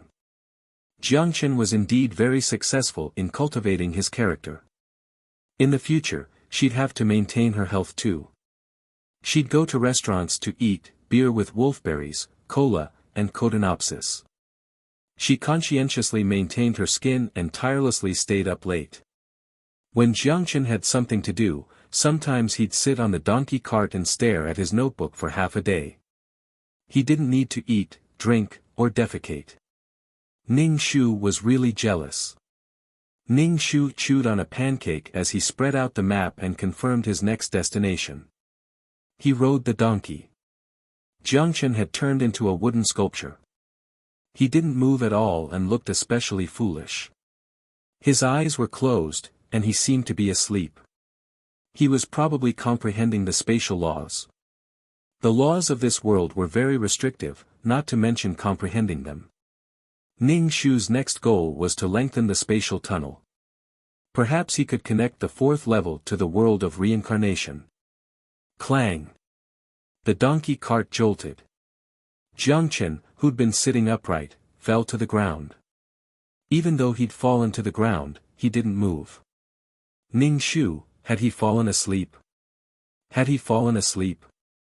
Ning Shu lifted Jiangchen up and laid him down on the donkey cart. The cart wasn't big enough. Jiangchen's feet had fallen off. Jiangchen wasn't breathing. There was no heartbeat. His face was pale. He was obviously dead. If he really had nowhere else to go, he could sell his body and bury his son. Maybe he could get some money. Was he comprehending, or had he fallen asleep? Sigh. He envied this kind of meditation. Even if he was hacked to death, he wouldn't wake up. They slowly made their way to another front line. This front line was fully open to stop the invaders from advancing. However, the place that Ning Shu arrived at had clearly been occupied. A fiery red sun flag was hung in the city. There were also Japanese soldiers with spears and bayonets on their backs guarding the entrance. Ning Shu stopped not too far from the city entrance. In their current situation, they would definitely be searched upon entering the city. If anything were to happen, all the Japanese in the city would come out in full force. Once they found guns, bullets, and drugs, they would be in big trouble. Ning Shu drove his donkey to the village in the countryside. There should be anti-Japanese activists in these places. He would talk to these people first. Ning Shu really wanted to dig a hole and bury Jiangchen. Even if he was buried in the ground, he wouldn't die. Bringing him around like this was too much trouble. He fell asleep just like that. Ning Shu really wanted to strangle him to wake him up. When they arrived at the entrance of the village, they saw a green military truck with a red sun on it. It was obvious that it was a Japanese vehicle. The Japanese had entered the village. These invaders had always followed the three lights policy. Then the ordinary villagers in this village would probably be in for a bad time. Ning Shu drove the donkey cart into the small forest. He dragged Jiangchen down from the donkey cart and placed him in a place deep in the grass. Then, he covered him with a tree branch. After thinking for a moment, he drew out the little spiritual energy in his dantian and formed a spell to set up an invisibility array. It enveloped the donkey cart and Jiangchen so that outsiders couldn't see the situation here. Ning Shu took medicine, guns, and ammunition. He ran quickly through the forest and disappeared in a flash. If someone saw him, they would just think that their eyes were playing tricks on them. The closer they got to the village, the more they could hear the occasional gunshot. It was probably the Japanese trying to scare people, or maybe they were killing people. Ning Shu held a gun in his hand and snuck into the village. Using his spiritual energy, he scanned the village and found that the villagers had all been gathered. In order to force the villagers to reveal the whereabouts of the anti-Japanese activists, they actually used a bayonet to cut open the stomach of a pregnant woman and pierce through the body of a baby. They raised the bayonet high. The baby's stomach had been pierced, and it was held high. The pregnant woman was already dead, and the baby with the umbilical cord was also dead. This is the end. Where is the Japanese hiding? Since they had already occupied the territory, they had to sweep the surroundings to make sure there were no anti-Japanese activists around. There were suppressed cries. It was probably the relatives of the pregnant woman. They were heartbroken. The villagers looked at the invaders with grief and hatred. But these Japanese liked this kind of look. Ning Shu counted the number of Japanese. There were 30 of them. Ning Shu also counted the bullets he had brought. More than 40 bullets were enough. With spiritual energy, he should be able to shoot 100% and have a higher chance of hitting. Moreover, there were anti-Japanese activists hidden in this village. They were in the cellar of a house. Someone was injured. There were a few companions around the injured person. They were anxious and worried about the situation outside. They wanted to rush out, but they couldn't leave the injured person behind. Ning Shu felt that this injured person should have some status. Ning Shu faced the Japanese who was holding the bayonet and hit him between the eyebrows. The Japanese's complacent and cruel expression froze. He fell down with the bayonet. There are 8 of them. Baka. The Japanese captain immediately opened fire, wanting to stop the screaming and fleeing villagers. Find the person who fired. Hurry up. Ning Shu lay on the earth wall and aimed at the Japanese who gave the order. Under the effect of spiritual energy, he shot between the eyebrows again. Today, none of these 30 people could live. Otherwise, when she returned and reported the situation, she didn't want to be wanted by the Japanese in the future. Especially, she couldn't cause trouble for the client. The client was an ordinary sea noble woman. She spoke in a soft and gentle voice. If she was wanted, she would definitely die. Ning Shu directly shot her in the head. This was the fastest way. The heart was defended by the ribs. Moreover, some people's hearts were specially grown on the right side. The death of the leader immediately caused the Japanese to panic. They didn't even see the person. The bullets could be fired from all directions. Ning Shu was sweating profusely because he had to use his spiritual energy to control the high-speed bullets to turn around and scan them. He felt that his body was hollowed out, and he was exhausted. Sometimes, he might not even be able to shoot. He couldn't waste bullets. Ning Shu had to be careful and concentrate. He also divided a part of his spiritual energy to explore the surroundings. He couldn't let the Japanese discover him. What's the situation? Is there reinforcements outside? The people in the cellar heard the gunshots outside and their faces revealed a happy expression. Impossible, there can't be reinforcements. This area has already been occupied by the Japanese. Without breaking through the Japanese defense line, reinforcements can't come here. Then what about the captain? The captain's situation is getting worse and worse. /BK. Chapter 27-23. One of the younger team members pouted and was about to cry. At that time, their leader shot him to save him. Most importantly, they were almost completely annihilated. They had no way to face the organization. There was obviously a fierce battle outside. Could it be that the Japanese were killing innocent people? But the intermittent sounds didn't seem like it.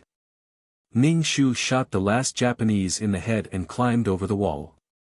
He felt his way to the entrance of the cellar. The entrance of the cellar was really big. It was actually in the pigsty. Ning Shu knocked with a stick and found the entrance. He shouted softly at the entrance, "I'm not a bad person. I'm coming in. Don't shoot." When the few of them heard that it was a woman, they still took out their guns and pointed them at Ning Shu. Ning Shu jumped into the deep tunnel. The tunnel was winding. Ning Shu felt around for a while before he saw a few people. These people were all wearing ordinary and inconspicuous clothes. I have medicine here. I know some medical skills. I can take a look at him. Then I'll have to trouble you. Now that he was at his wit's end, he could only let this woman take a look. Xiao Jun, go out and see what's going on outside. A man ordered. Yes. Ning Shu squatted down and touched his forehead. He had a fever and cold sweat. The chest was shot. Ning Shu took out 2 antibiotic pills and crushed them in a bowl beside him. He got some water and poured it into the patient's mouth. His movements were smooth and rough. Miss, you can be gentler. Our leader can't take it anymore. Ning Shu opened the silver needles and pulled open his clothes. He used the silver needles to seal the blood vessels around his chest. This way, when he removed the bullet, there would be less blood loss. He took out a simple clip and a knife. The knife was cleaned with alcohol. Now, he was going to cut.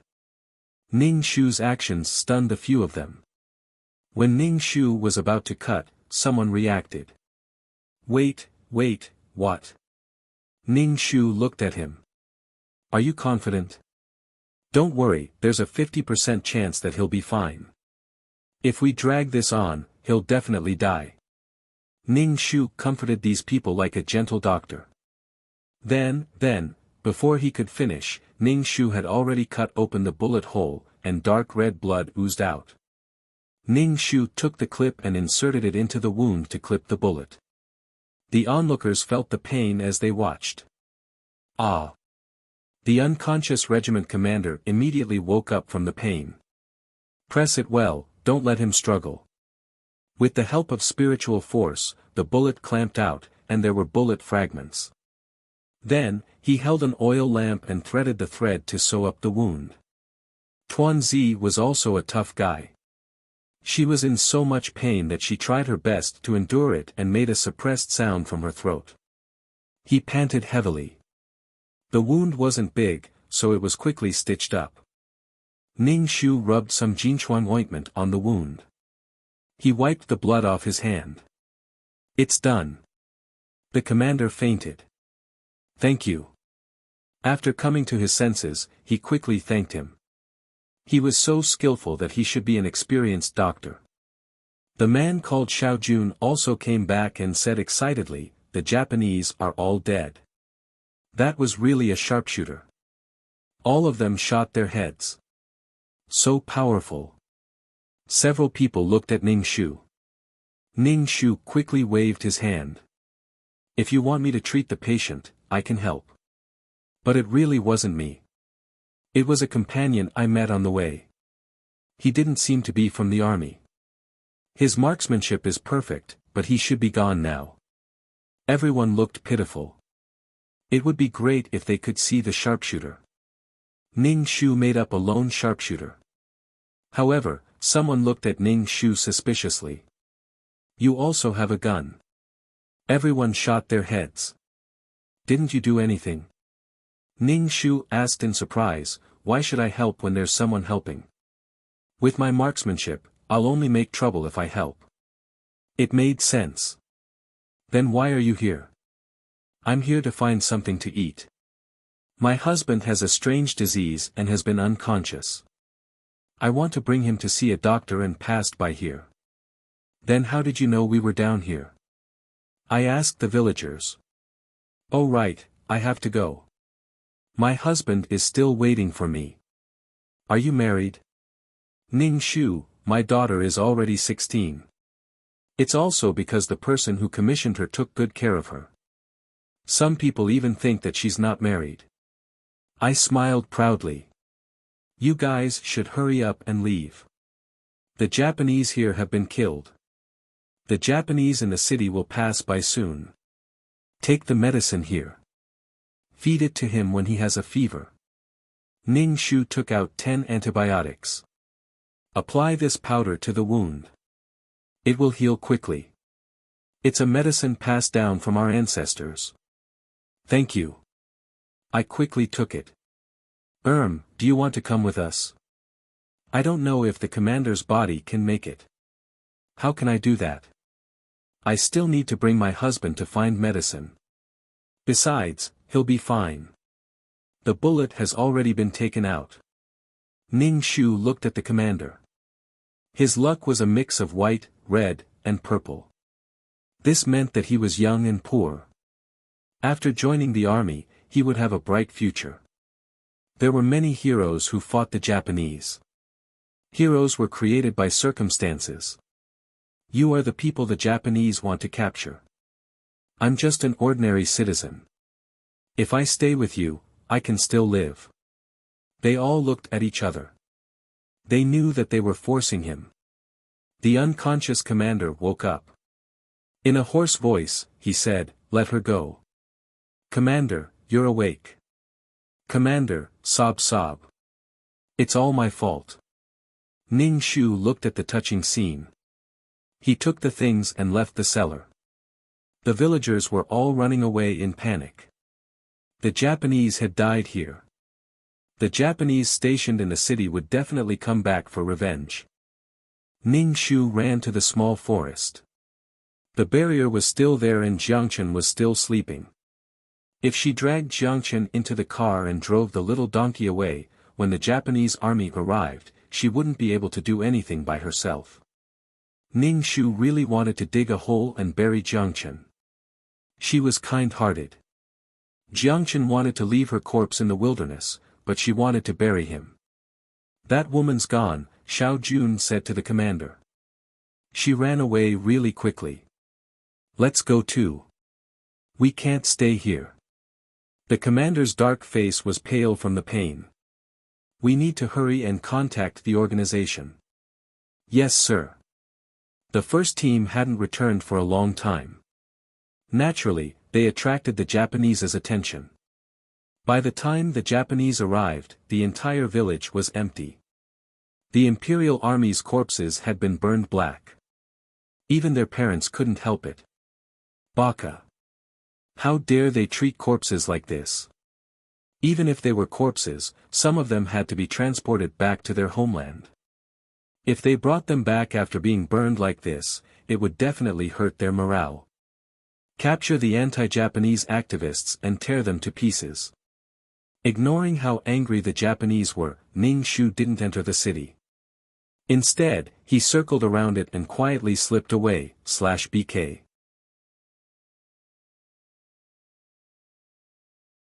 Chapter 27-24.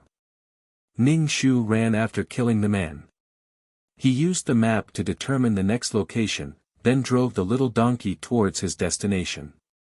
The road conditions weren't good at this time of the year. It was full of potholes, especially when it rained. The ground was covered in mud. The little donkey pulled with all its might, while Ning Shu pushed from behind. Jiangchen was dead asleep. He was soaked in the rain, and his face seemed even paler. He was white from being soaked in water. Ning Shu sighed. He felt that he was too merciful. He'd gotten a raincoat and put it on him. This kid was really stupid. He just fell asleep like this. Wasn't he afraid that someone would chop him up? Did he trust her that much? Fine, he couldn't just leave this guy behind. What could he do if he didn't bring him along? He could only bring him along. What could he do about his stubbornness? He could only spoil him and let him have his way. Because it was raining, Ning Shu could use a bit of the law of water. He used a water barrier to cover the medicine, guns, and ammunition. That way, they wouldn't get soaked in water. They walked on the muddy road. The little donkey pulled with all its might, while Ning Shu pushed from behind. Even so, the wheels sank into potholes several times. There wasn't any place to take shelter from the rain. There wasn't even a small village. It looked very desolate. The land was vast. Because of the war, the population had decreased rapidly. It wasn't easy to find a local temple. It was very old. There was probably a village around it. Ning Shu watched as the little donkey cried out in the rain. It looked at him with a pitiful expression. Ning Shu's heart softened. This guy was really tired. Not only did he have to carry 2 people, but he also had to put some cultural relics on it. If he saw something valuable, Ning Shu would pick it up. Especially now that the flames of war were raging, fragile cultural relics had been destroyed. Since there was a local temple on the mountain, there was a village ahead. However, it was difficult to walk there. Ning Shu planned to wait for the rain to stop at the local temple. "Captain, someone's coming." Little June looked through the hazy curtain of rain. Someone and the donkey were coming. What? Are there a lot of people? Are the Japanese chasing after us? The others immediately became nervous. The tanned regiment commander's forehead was dripping with cold sweat. His upper body was bare and his clothes were being dried over the fire. His wounds had already turned white from being soaked in the rain. "Leader, it's not the Japanese. It's not the Japanese. It looks like the female doctor who saved you. I didn't expect to meet her here." Ning Shu's heart was in an uproar. They could even meet each other like this. They had clearly separated, but they could still meet each other like this. These people were definitely dangerous. If he stayed with them, he could be implicated at any time. However, the torrential rain wouldn't stop anytime soon, so they had to rest here for a while. Ning Shu arrived at the entrance of the Earth Temple. Several people were waiting for her at the entrance. The younger soldier said to Ning Shu, "Doctor, let me help you." The others also helped to move things from the car. Ning Shu quickly said, "I'll do it myself." One of them had already started carrying Jiangchen, so when he heard this, he put Jiangchen down. Ning Shu carried Jiangchen to the Earth Temple and let him lean against the wall. Then, he moved the things one by one to the Earth Temple and led the little donkey into the house.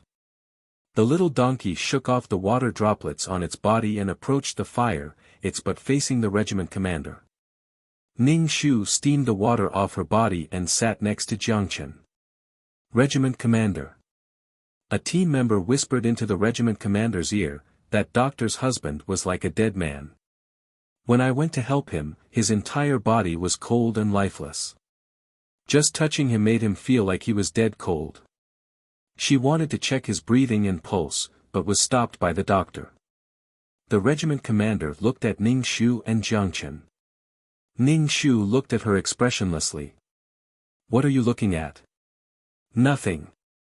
The regiment commander's heart skipped a beat, but she calmly looked away. Ning Shu saw that the wound was starting to fester, so she walked over and asked, "You didn't take your medicine?" "The regiment commander can't bear to," the young Xiao Jun said straightforwardly. "Medicine is used to save people. What value is there if you don't take it?" Ning Shu reached out her hand to the regiment commander's chest. The regiment commander hurriedly dodged. "Why are you dodging? I'll squeeze the pus out for you and get some medicine." Ning Shu roughly handled the pus and sprinkled some medicine powder. The regiment commander, a strong man, was in so much pain that tears welled up in her eyes. "Doctor, do you want to eat something?" Ning Shu asked. "Sure, I'm hungry." She didn't need to eat her own rations. Freeloading food felt good. "What's wrong with your husband?" Ning Shu asked. If even her medical skills couldn't solve it, it was probably hopeless. Ning Shu, vegetative state. "What's a vegetative state?" Xiao Jun asked first. Ning Shu was expressionless, a dead person who has lost his intelligence, thoughts, will, emotions and other purposeful activities. Everyone looked at Ning Shu with sympathy. Of course, there were also people who suspected that her husband was already dead. She was still deceiving herself and others, refusing to accept her husband's death. His skin was just like a dead person's. If he didn't eat or drink, his body wouldn't be able to take it and would have died. However, no one said this. Her husband was already very unfortunate. There was no need to rub salt on his wound. They were used to seeing people die. They knew very well what a dead person looked like. It was as if the man lying there was actually a dead person. He wasn't breathing and his chest wasn't moving up and down. She was a doctor. How could she not know? A few people felt suffocated in their hearts, but they couldn't say it out loud. They couldn't help but sigh in their hearts. How pitiful. The regiment commander felt that this doctor was dragging a dead person around every day. A dead person's body would eventually rot. Aren't you going to get him something to eat? When the regiment commander said this, he wanted to punch himself. He was really looking for something to talk about. What could a dead person eat? It's fine. I'll give him a shot every now and then, Ning Shu lied without batting an eyelid. Of course, she'd heard their whispers. You can doubt all you want. Everyone, as long as you're happy. The sky gradually darkened. The torrential rain hadn't stopped. The entire temple was shrouded in mist, bringing with it a chill. Ning Shu pretended to cover Jiangchen with a blanket, then leaned against him to sleep. Although he could cultivate, his body couldn't take it. When they saw Ning Shu leaning against a dead person, they felt an indescribable chill. Although they'd also been lying in a pile of corpses and their comrades had fallen one by one, the feeling back then was different from now. In modern terms, Ning Shu was no different from a pervert. Tonight, everyone take turns keeping watch. Be vigilant, said the regiment commander. His mouth felt dry, so he got some water to drink. He touched his head. It was boiling hot. As expected, he had a fever. He took out some pills wrapped in oil paper and ate two. When he saw the female doctor leaning against the corpse, he sighed. If such a doctor was placed on the battlefield, how many people could she save? But guarding her husband's corpse was just lying to herself. He really wanted to recruit her into the organization.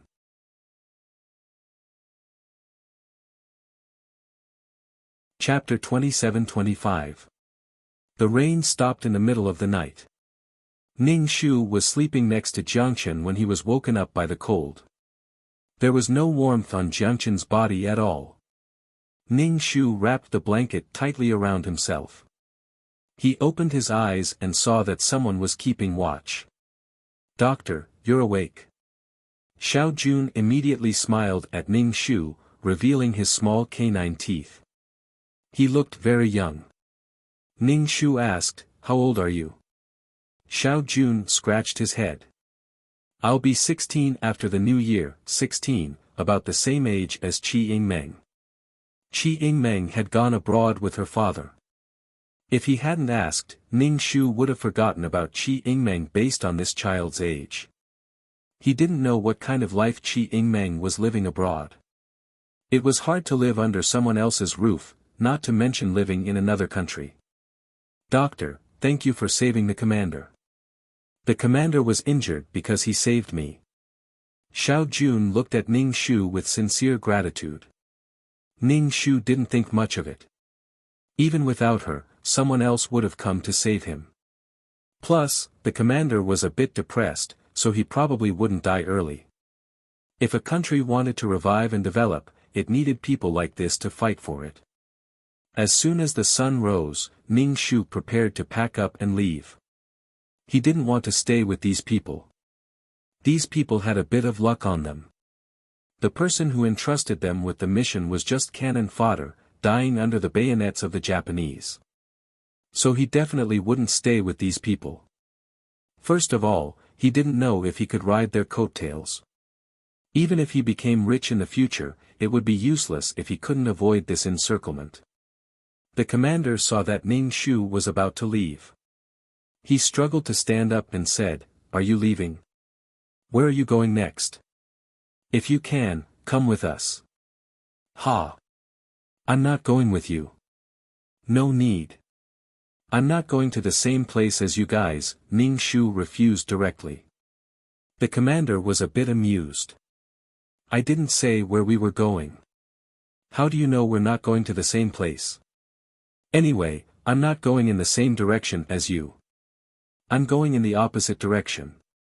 Have you ever thought of using your own abilities to serve the country and chase the invaders out of our country? The regiment commander looked at Ning Shu and said hot-blooded words. Ning Shu's heart did not waver. Wait until I have nothing to worry about. How do you know that I'm not doing anything for the country? Other than going to the battlefield to kill the enemy, there are many other ways. I'm just a weak girl who doesn't even have the strength to truss up a chicken. Do you want me to go to the battlefield to kill the enemy? Ning Shu stared at the regiment commander without blinking. Regiment commander, could he say no?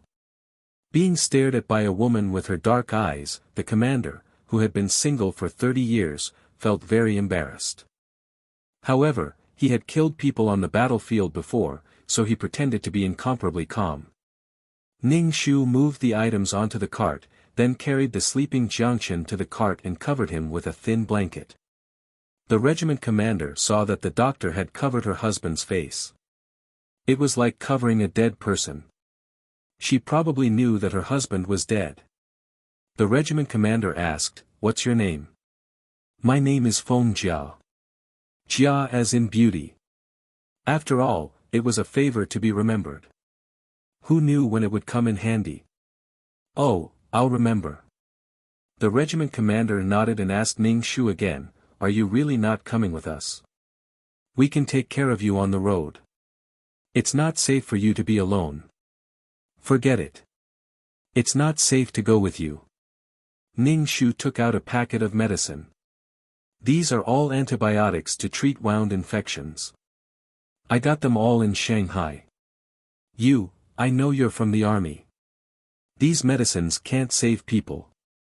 I'm using my own methods to serve the country." Ning Shu looked like a hero. "Thank you."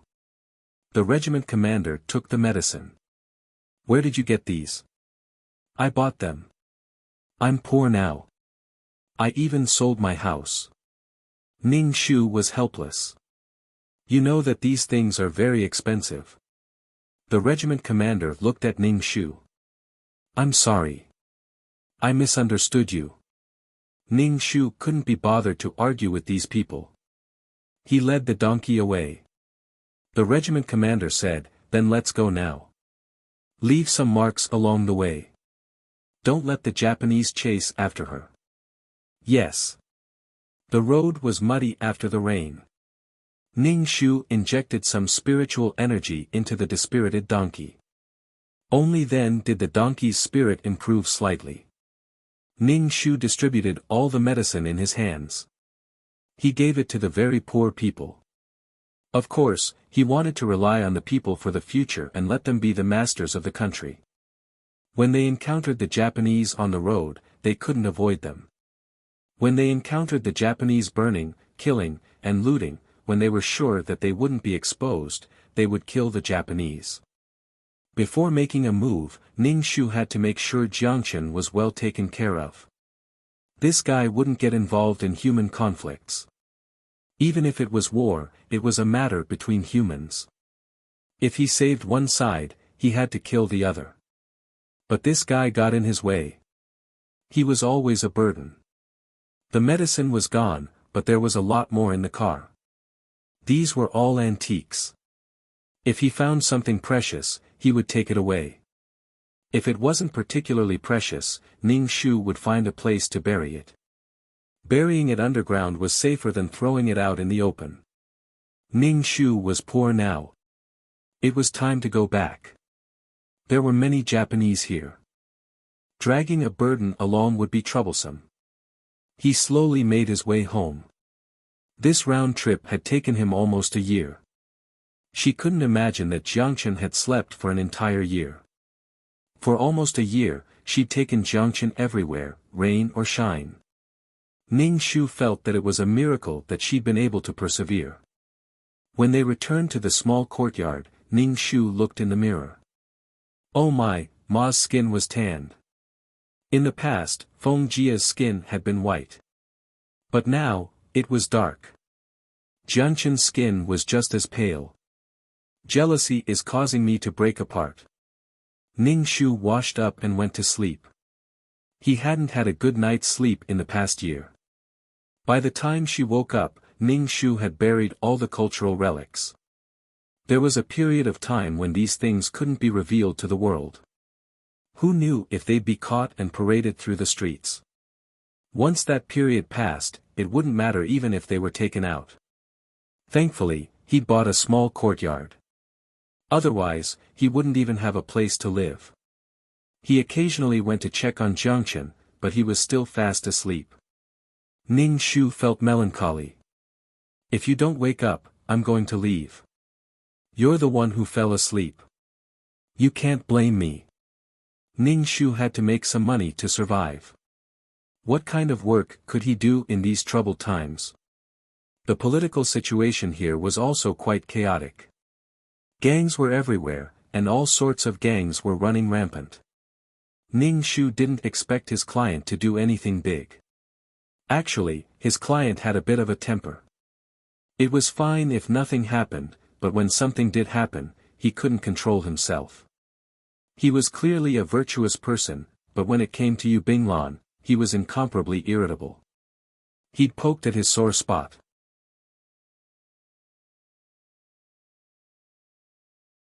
Chapter 27-26. Ning Shu was worried about their livelihood. In a foreign country, Qi Hongchang's family of 3 also had to worry about their livelihood.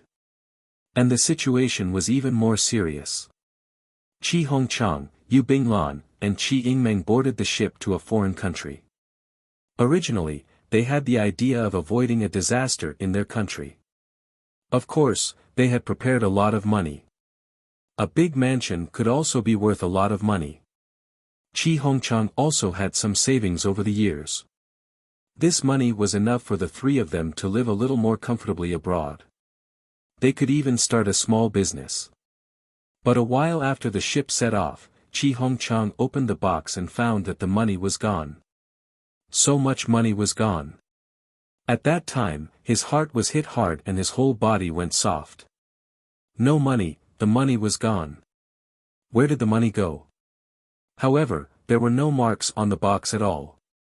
There were no traces of a knife, and the clothes inside were still quite neat. Although Qi Hongchang usually didn't do anything, he still had to tidy up the box himself for such a big matter. But the money was gone. Could it be that he left it at home and didn't take it? Qi Hongchang blamed himself for not taking it, so he quarreled with the person in charge of the ship to send him back to get it. Without money, he couldn't survive in another country.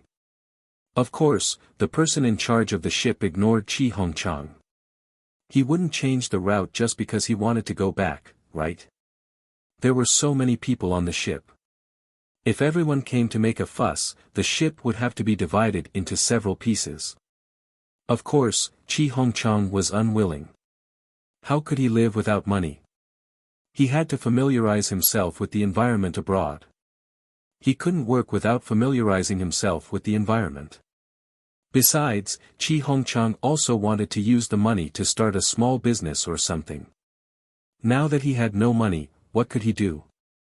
Every day, he would run to harass the person driving the ship or the person in charge, wanting them to turn back and let him go back to get the money.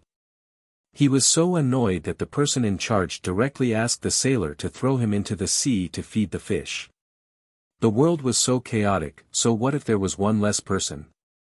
If he continued to babble, the family of 3 would be thrown into the sea. I can't stop talking to you. This is our first time being human. Why should I listen to you? Why should I give in to you? Qi Hongchang was dragged to the deck. He was so scared that his legs trembled. Qi Yingmeng was a little girl, and she was so scared that she cried.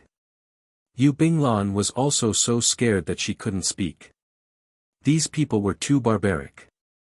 Seeing that the family of 3 was really going to be thrown into the sea, Qi Hongchang was terrified and immediately said that he didn't want to go back.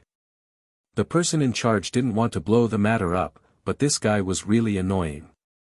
He wanted to scare him a little. Hearing that Qi Hongchang had lost the money, Yu Binglan and Qi Yingmeng turned pale. What could they eat without money?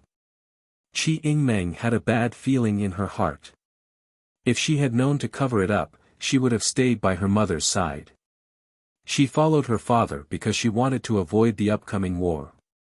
Staying in the patrol room for a few days had already left a shadow in Qi Yingmeng's heart. The people in the patrol office were all so fierce.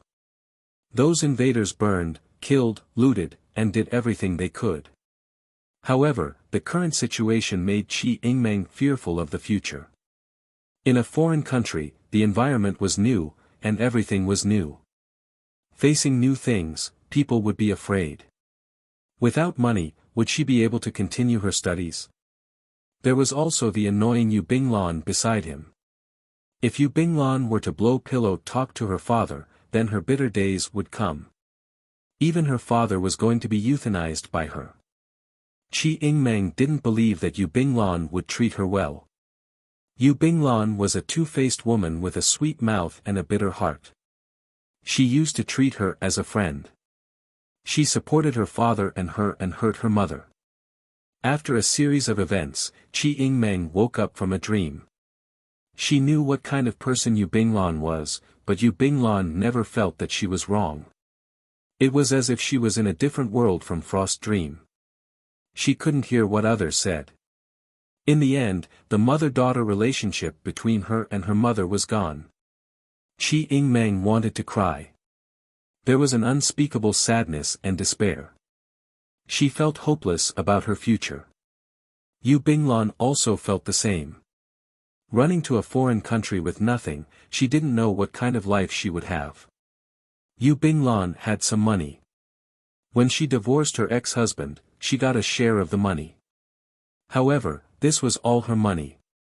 Did she have to support her man and stepdaughter? Yu Binglan had a headache. If she knew this would happen, she wouldn't have gone abroad. Qi Hongchang was especially stressed. After losing the money, these two little ancestors didn't pay attention to him. They had a dark face and ignored him. They stepped onto the land of a foreign country. The three of them stepped off the ship. They were so scared that they wanted to take back their feet. Next, they settled down. In a shabby inn, the three of them squeezed into a room. The husband and wife slept on the bed. Qi Yingmeng slept on the floor. They couldn't communicate because of the language barrier. What they ate was cold bread. They didn't have money to buy it. What could Yu Binglan do?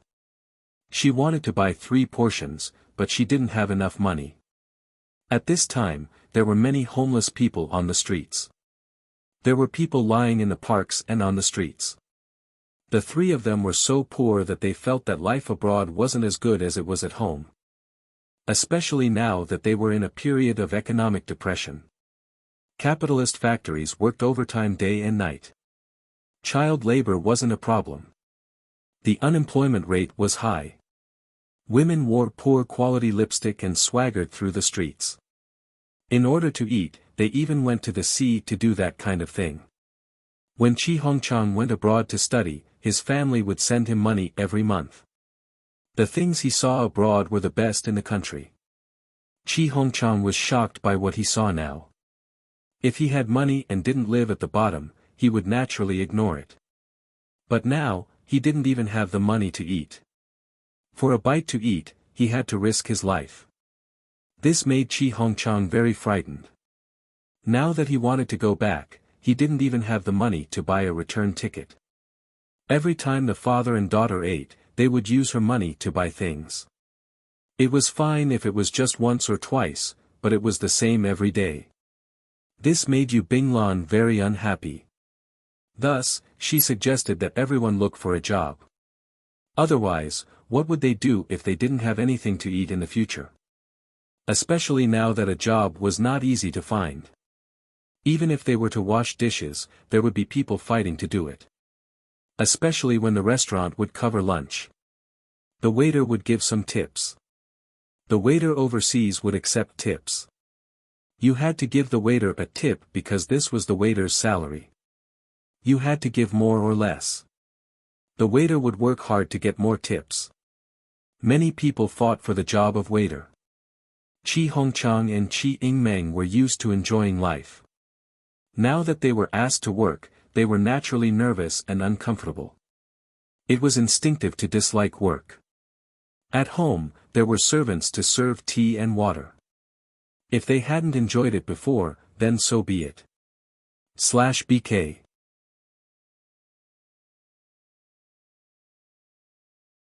Chapter 27:27.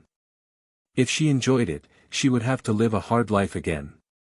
This life would be extraordinarily hard. She would keep thinking about how good her life was in the past. Now that it was so hard, she couldn't live anymore. Qi Yingmeng was young and had grown up pampered at home. If nothing went wrong, she should still be studying. She couldn't study here and had to work. Qi Yingmeng had always felt that the adult world was quite far away from her, but now she had to work. She had to earn money to support the family. She couldn't study and had to work. She was clearly still a child.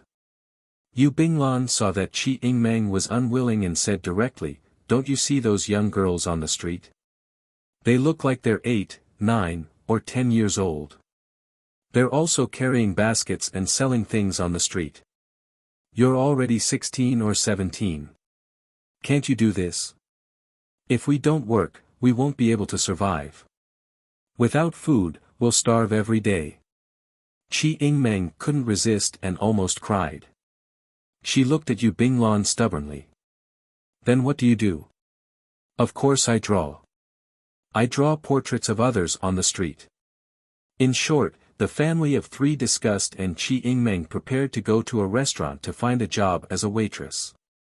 There were also local people who opened restaurants here and cooked for their countrymen. There were also some foreigners who wanted to try it. As for Qi Hongchang, he would go to a factory. Qi Hongchang refused to go to a factory. He was an intellectual after all. How could he be a worker, especially one who had such a hard life? He was being squeezed and exploited. However, Yu Binglan asked him to give it a try. If he couldn't do it, he would change jobs. If they still didn't earn money, they would be chased out. They rented a very small house.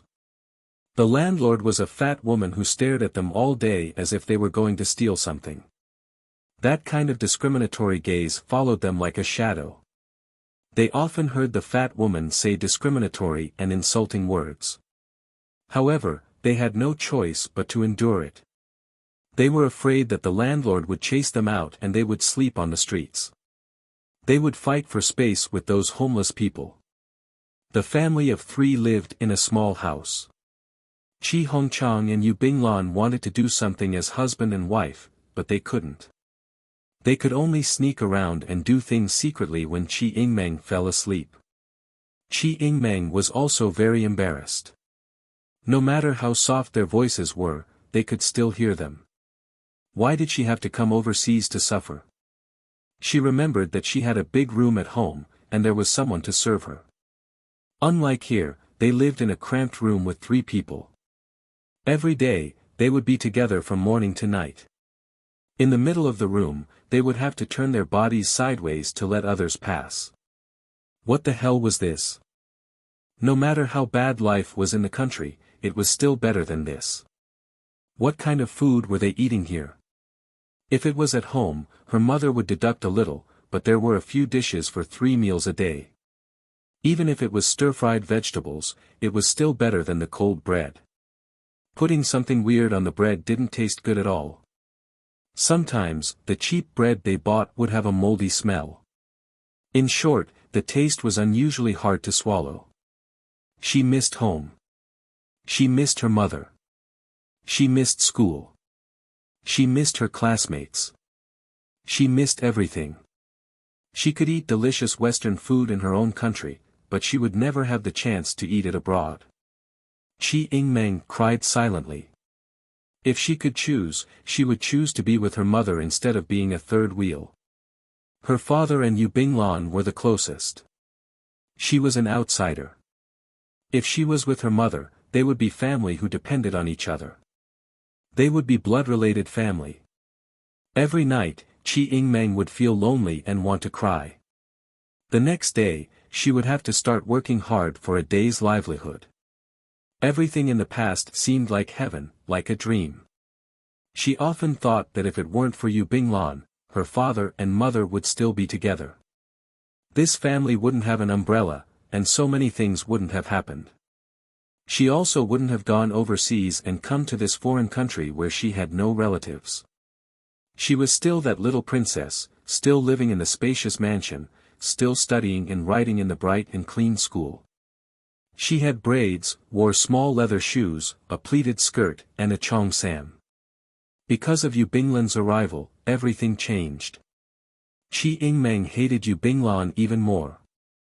Especially when she encountered problems at work, the more she hated Yu Binglan. Qi Yingmeng was lucky and became a waitress in a restaurant. The restaurant saw that she was a young girl and was from another country, so they let her work here. Other than serving dishes, greeting customers, and wiping the tables, when there were no customers, Qi Yingmeng also had to clean and wash the dishes. These were nothing, especially when it came to eat. Many of them were fierce and vicious, and they didn't even tip. They even whistled at Qi Yingmeng and said low-class and vulgar words. They even touched her. Qi Yingmeng had no choice. In order to survive, she could only endure. When the day was over, she had to return to the cramped little room and eat bread that seemed to have gone bad. This kind of life was really suffocating. But these were all her choices. Qi Yingmeng just wanted to cry. The three of them looked tired and stressed. They were old and tired. Yu Binglan's spiritual aura and elegance seemed to have disappeared. Yu Binglan, who used her soul to paint, didn't have much business recently.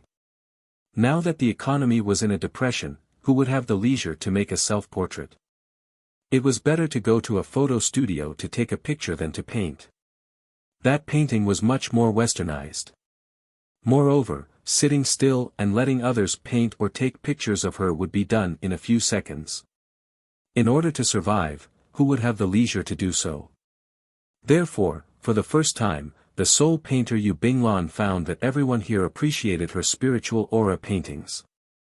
There was no business, but men came and wanted to spend some money to have sex with Yu Binglan. Yu Binglan was so angry that she was about to explode. The rejected foreigner was confused. Why did you set up such a stall if you didn't agree? It was a matter of mutual consent. If you weren't willing, I wouldn't be willing. It was just that she had an Asian face. He had never done an Asian face before and wanted to try something new. At this time, the pressure to survive was great. Cheap beer and girls were the men's way to relieve pressure. Actually, Asian faces weren't considered beautiful in the eyes of these foreigners. The outline wasn't prominent, and the face wasn't three-dimensional. In the eyes of these foreigners, Yu Binglan really wasn't considered beautiful. As for Qi Hongchang, in the rumbling factory, he felt like he was going to die. After working for a day, he felt like he was going to die. He lay in bed and couldn't get up again. The dust was heavy and the sound was loud. Qi Hongchang felt like he was going to go deaf. In short, the three people who wanted to survive in a foreign country were very regretful. They regretted coming here. /BK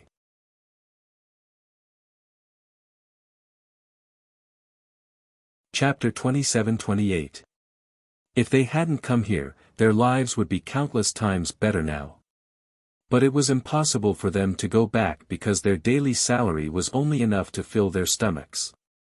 It was impossible to save enough money for the ferry home. In the past, Qi Hongchang could buy 3 subpoenas, but now he couldn't. Firstly, he couldn't find connections, and secondly, he didn't have money. The three of them all had the idea of going home. What kind of life were they living here? And they were discriminated against everywhere. Yu Binglan especially couldn't stand this kind of life. It felt like the father and daughter were sucking blood from her and relying on her to survive. She really couldn't support the two of them.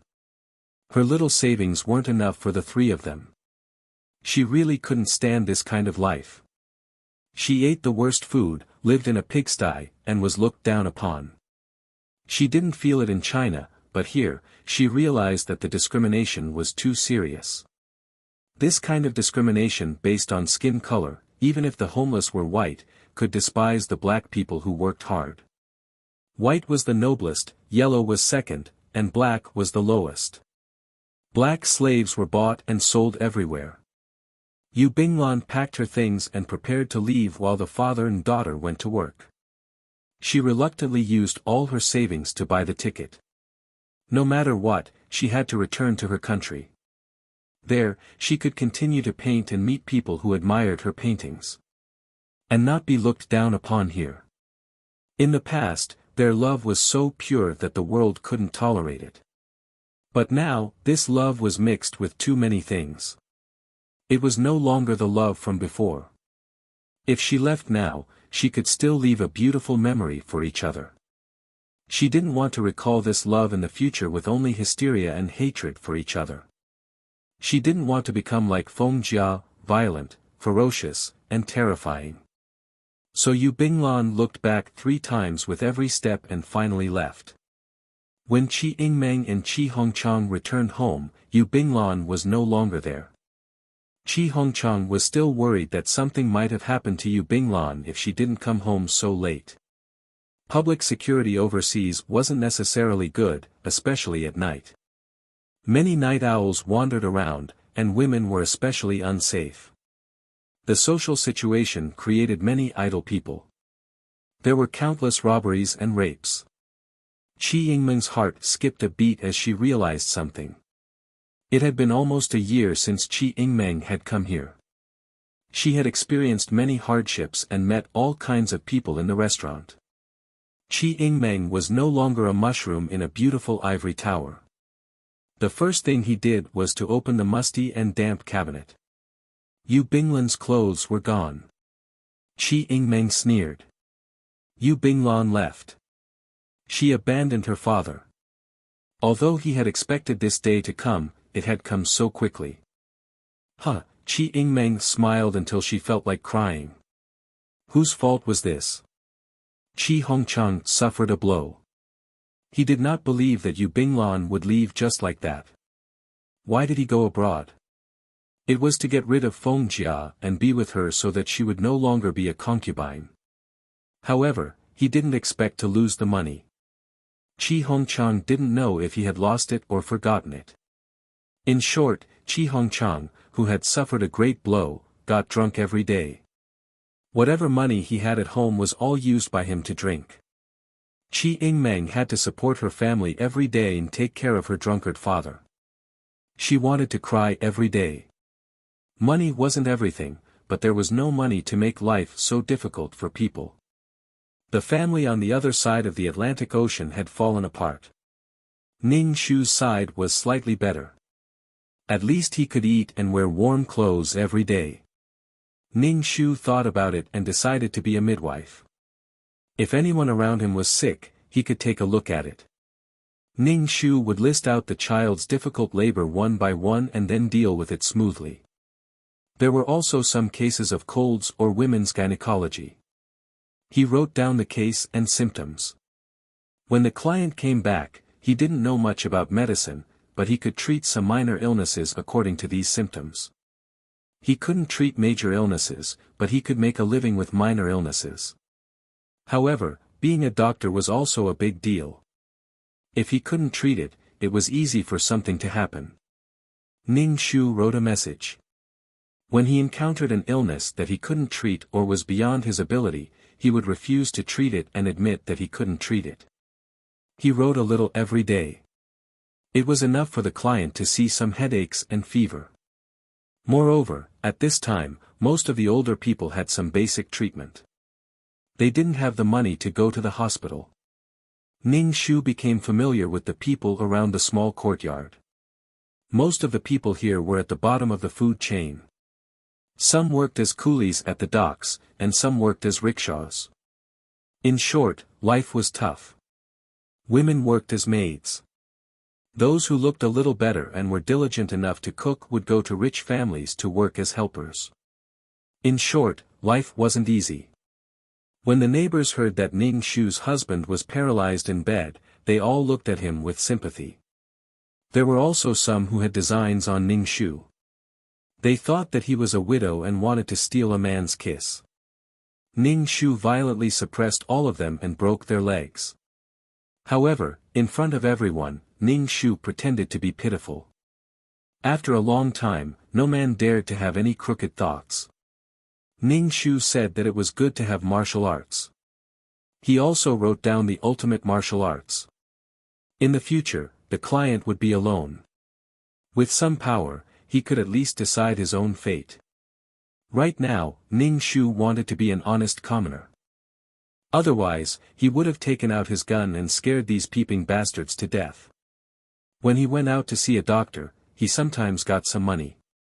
Sometimes he got some food, like a handful of vegetables or half a catty of meat. Ning Shu didn't lack for food. The only person he worried about was Jiangchen. If he threw him on the bed, he wouldn't have to look at him for half a month. She should be leaving soon, but what if this guy didn't wake up? Ning Shu was already planning to buy a coffin. Before he left, he had to bury this guy. He couldn't leave it to the client. The client had no relationship with Jiangchen. He couldn't watch over a dead person. Jiangchen was dead. Apart from the fact that his body hadn't rotted or hardened, he was dead. He was sleeping like a log and didn't seem to be waking up at all. Ning Shu didn't think he'd wake up anytime soon. And so, Ning Shu burst into tears. He covered his face and ran out of the house to buy a coffin. When the neighbors heard that Ning Shu's husband had died, they all expressed sympathy and came to help. They said that Ning Shu was a married woman and couldn't handle everything. And so, the sleeping Jiangchen was washed up, dressed in shrouds, and put on some makeup. Then, they carried him up the mountain, dug a hole, and buried him. Ning Shu had chosen the place in advance.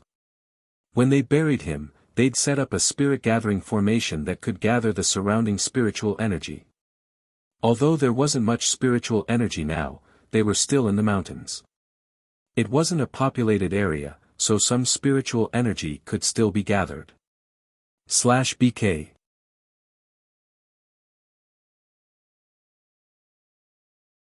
Chapter 27-29. The coffin had been placed in the formation. Over time, it had accumulated a bit of spiritual energy. Jiangchen was buried. In front of so many people, Ning Shu was heartbroken. He hammered his fists and wept bitterly. "Io, why did you die so tragically? Why did you pass away so early? How could you live without me?" The others all comforted Ning Shu. Life still had to go on. Ning Shu sprinkled a few drops of cat urine. Finally, the matter of burying Jiangchen was over. But on days like the first 7 days and the third 7 days, the neighbors reminded Ning Shu not to forget to burn some paper for her husband. Ning Shu, if he'd known, he wouldn't have bought a coffin. He should have just buried Jiangchen. If he'd known Jiangchen wouldn't wake up for so long, he'd have buried him long ago. There was no helping it. Ning Shu had to complete the act. Because someone had died, Ning Shu didn't go out to treat patients. Some people were afraid of this kind of thing. But sometimes, when Ning Shu went shopping, he'd find someone who looked like Yu Binglan in the plaza. Ning Shu shook his head. Hadn't Yu Binglan gone abroad with Qi Hongchang? How could she be here? That was impossible. He scanned the area with his mental power. It really was her. She was painting on a drawing board. Occasionally, she'd paint portraits. Yu Binglan had lost a lot of weight.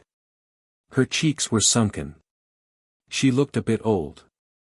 Forget spiritual energy or poetry, there was nothing left of her. Since Yu Binglan was back, did that mean Qi Hongchang and Qi Yingmeng were back too? If they hadn't, then Yu Binglan had abandoned the love she'd relied on to survive. When Yu Binglan packed up and went home, Ning Shu followed behind her. He saw Yu Binglan enter a small, old-fashioned house. There were all kinds of bamboo poles holding up clothes to dry. She passed through the narrow passageway below. Ning Shu hadn't expected Yu Binglan to live in this kind of house. Her family seemed to have left her alone. So Yu Binglan had abandoned Qi Hongchang and Yu Binglan and returned to the country alone. Their lives abroad weren't easy. Even Yu Binglan, a woman who lived by love, had given up on it. Yu Binglan had returned, but the father and daughter had not. Their lives must have been very difficult. However, Ning Shu didn't feel anything. It was Qi Yingmeng who had chosen to leave with Qi Hongchang. This was the path he had chosen, and he had to continue walking it while vomiting blood. As for Yu Binglan, Ning Shu didn't plan to meet her. He didn't know if Yu Binglan would find love again. Would he meet a sucker like Qi Hongchang? If Qi Hongchang had some money, he probably wouldn't be like this. Only after eating and drinking to one's heart's content would one have spiritual pursuits. When eating and drinking were already a problem, there was naturally no such thing as spiritual pursuits. Qi Hongchang and his client vividly explained that husband and wife were birds in the same forest, but when disaster struck, they flew away separately. Then, Qi Hongchang and Yu Binglan vividly explained that they could share the joys and sorrows but not the sorrows. They could share the glory and wealth. Even if Qi Hongchang was rich, when he fell sick, he could just wait for euthanasia. Ning Shu no longer paid attention to Yu Binglan. Instead, someone invited him to see a doctor, and he was respected by others. Every time he encountered an illness, he would write it down. If it got worse, he would increase the dosage. Around him, there were people who were about to give birth, and Ning Shu helped them. Ning Shu originally wanted to buy medicine through some channels, but he almost got himself into trouble. Now, the EU was strictly investigating the people who bought the medicine. Once they were found, they would be arrested. Death was not negotiable. Ning Shu hurriedly retracted his hand. He didn't dare to make a fuss anymore. Since he couldn't buy it, he wouldn't sell it. In short, the world was in a state of panic. Although you might not do anything wrong, there was a chance that disaster would fall from the sky. The EU was arresting people everywhere, and those who were caught were basically dead. Civil war and invaders. In any case, the people had no way to make a living. 2333, mission complete. Do you want to leave the mission world? Ning Shu thought for a moment, then ran up the mountain to burn some paper and incense for Jiangchen. Sister, I'm leaving. Bye-bye. There was no response from the grave. Jiangchen was still asleep. Sleep. The world was in chaos now. It was safer to lie underground. Ning Shu left the world and returned to the system space. He collapsed on the sofa and opened his hand. The ultimate martial art book on the bookshelf flew into his hand. He poured the pure soul origin into the book. The cracks on its surface became fewer and fewer. By the time he finished absorbing the soul origin, the peerless martial art had already taken on a whole new look. There weren't any cracks at all. The words on the surface were thick and looked brand new. Her world was fixed. Ning Shu checked his world over and over again. He made sure there weren't any cracks. It was as if it had been reborn. It was really fixed. Now, the only problem left was the law of nothingness. Previously, he thought that the soul origin he made wasn't enough to repair the ultimate martial art. Unexpectedly, there was still a bit left. Ning Shu planned to use it himself. There was soul fluid and soul stone. 2333, you'd better not make your soul too strong and stuff it into the user's ordinary body.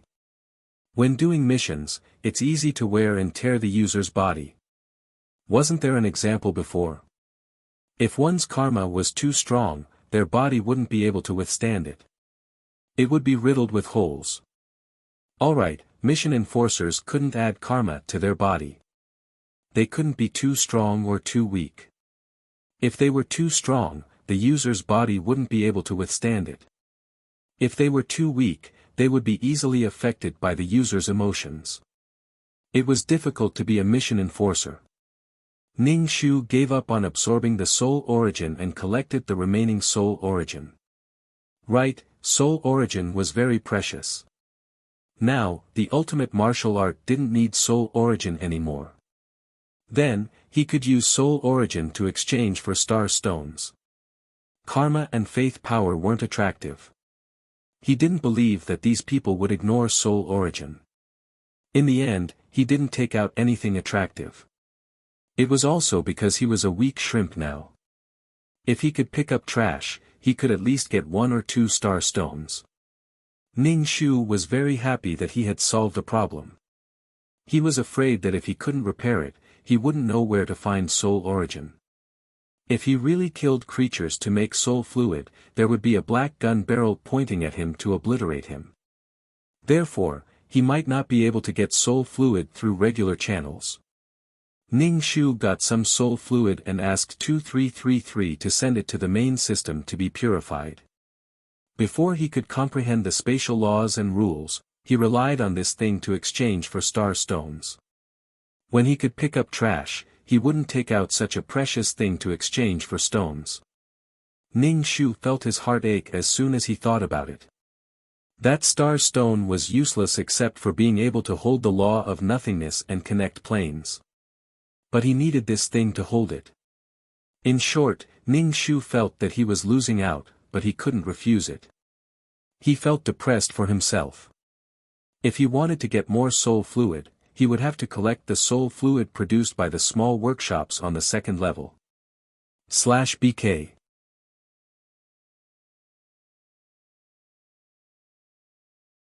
Chapter 2730.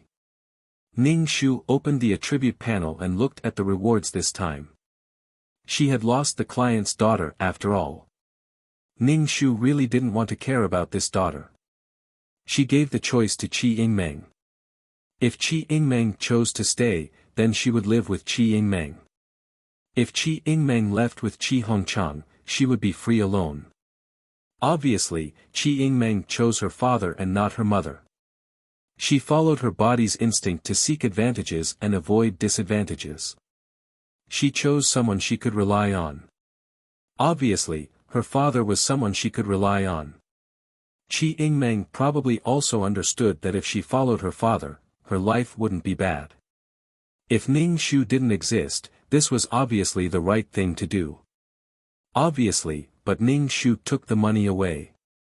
When they went abroad, the three of them would definitely be in a difficult situation. It would be very difficult for them to survive. To be honest, the client's relationship with Qi Yingmeng's mother was really shallow. The client had suffered hysterical pain because of betrayal all her life. This made Qi Yingmeng unhappy. When it came to Ning Shu, although the relationship was a little better, it was also the result of Ning Shu's efforts. But this was not enough to make Qi Yingmeng choose to be with her.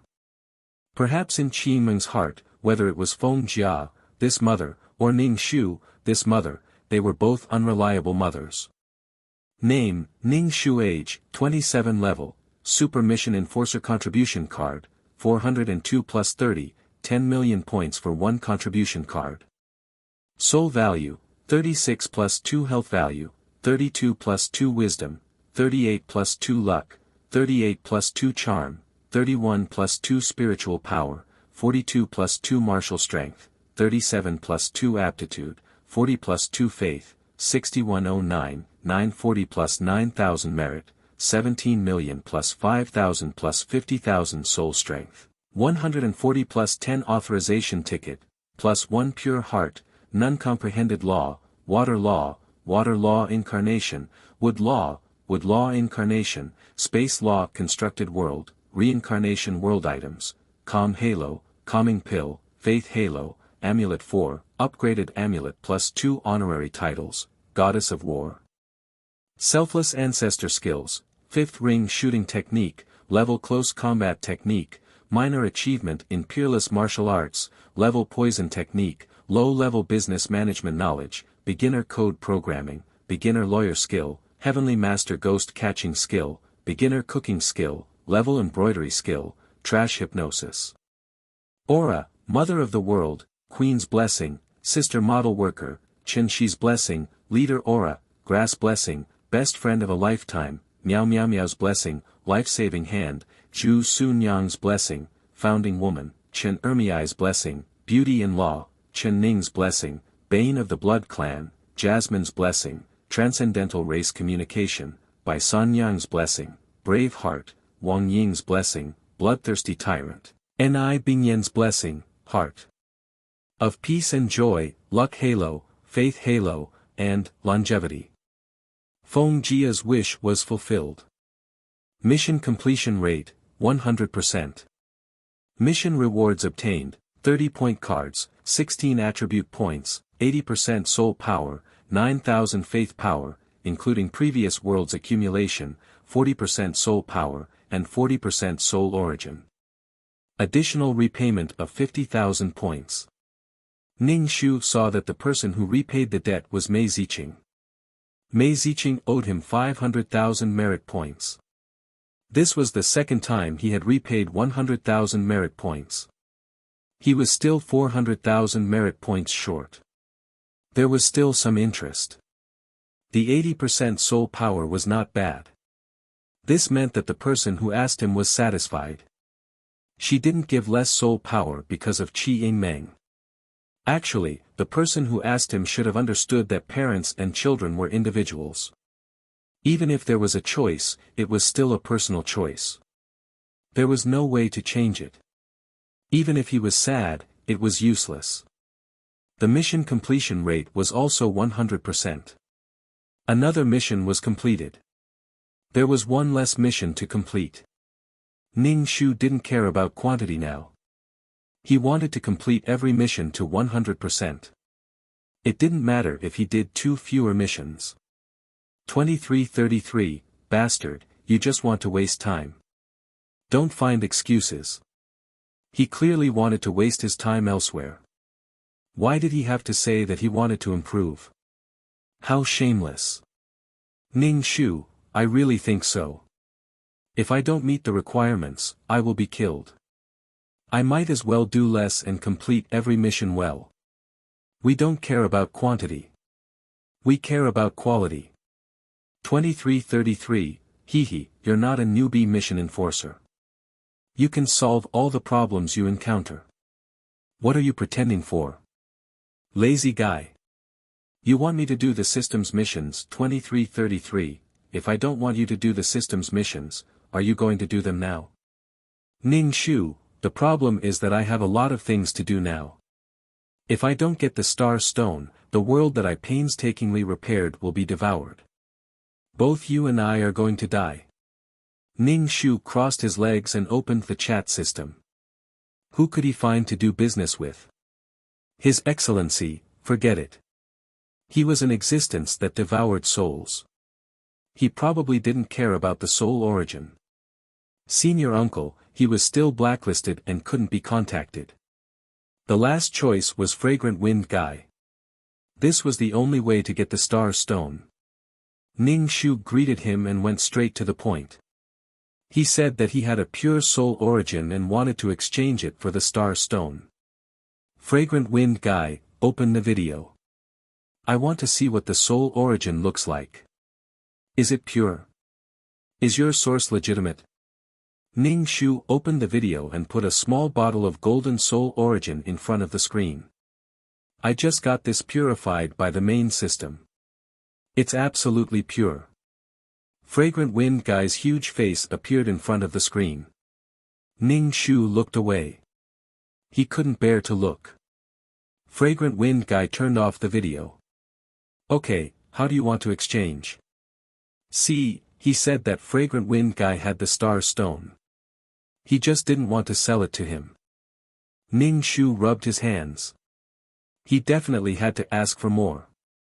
This time, he could hold the law of nothingness for a longer time. Fragrant Wind Guy, let me tell you, we don't have much stock. It's impossible for you to ask for more. In fact, I'm worried that you don't know where this thing came from. It will implicate me. We do private transactions like this. Both the buyer and seller will be unlucky. So, we don't have much stock. If you don't want to exchange, forget it.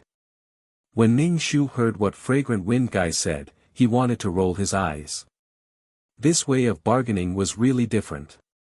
Ning Shu asked directly, then how much can you give me? I have a pure soul origin. It's pure. After removing the impurities from the big basin, there's only this small bottle left. Bragging, let's brag together. 2 big star stones. That's the most I can give you, Fragrant Wind Guy said. Ning Shu had no choice. He could only exchange. He needed this thing, but he didn't have it. He could persevere until he could pick up trash. He didn't need to ask for help anymore.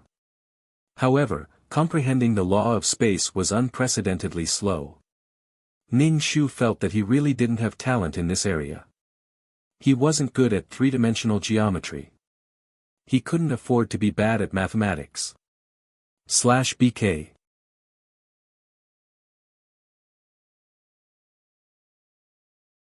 Chapter 2731. There were still so many laws waiting for her to comprehend. After fully comprehending the space, Ning Shu still had to comprehend the rules, the heavenly Tao rules, so that she could pick up trash. The two of them exchanged, and 2 1-meter-tall star stones appeared in the system space. They were quite big, and these two should be able to last for a while. Her world had been repaired, and she must not let the law of nothingness overflow. Ning Shu carried one into the land of ultimate martial arts, threw the other into the land of nothingness, and put the other one aside for a while before throwing it in. Ning Shu poured a green rain into the world to add a bit of vitality. This was originally a world of faith, and it had the instinct to protect itself. With more vitality, it might be able to resist the law of nothingness for a while longer. Ning Shu put her hand on her forehead and looked, and felt that the law of nothingness seemed to have grown bigger again. She had not added anything to it anymore, but why was it still growing bigger? Ning Shu felt very depressed. The energy of the law of woodmark had been used up, and the water droplets on the green leaves were gone. The mark was burning hot. Ning Shu used the land of ultimate martial arts, and first went to Wood City to absorb the energy and repair the barrier of Wood City.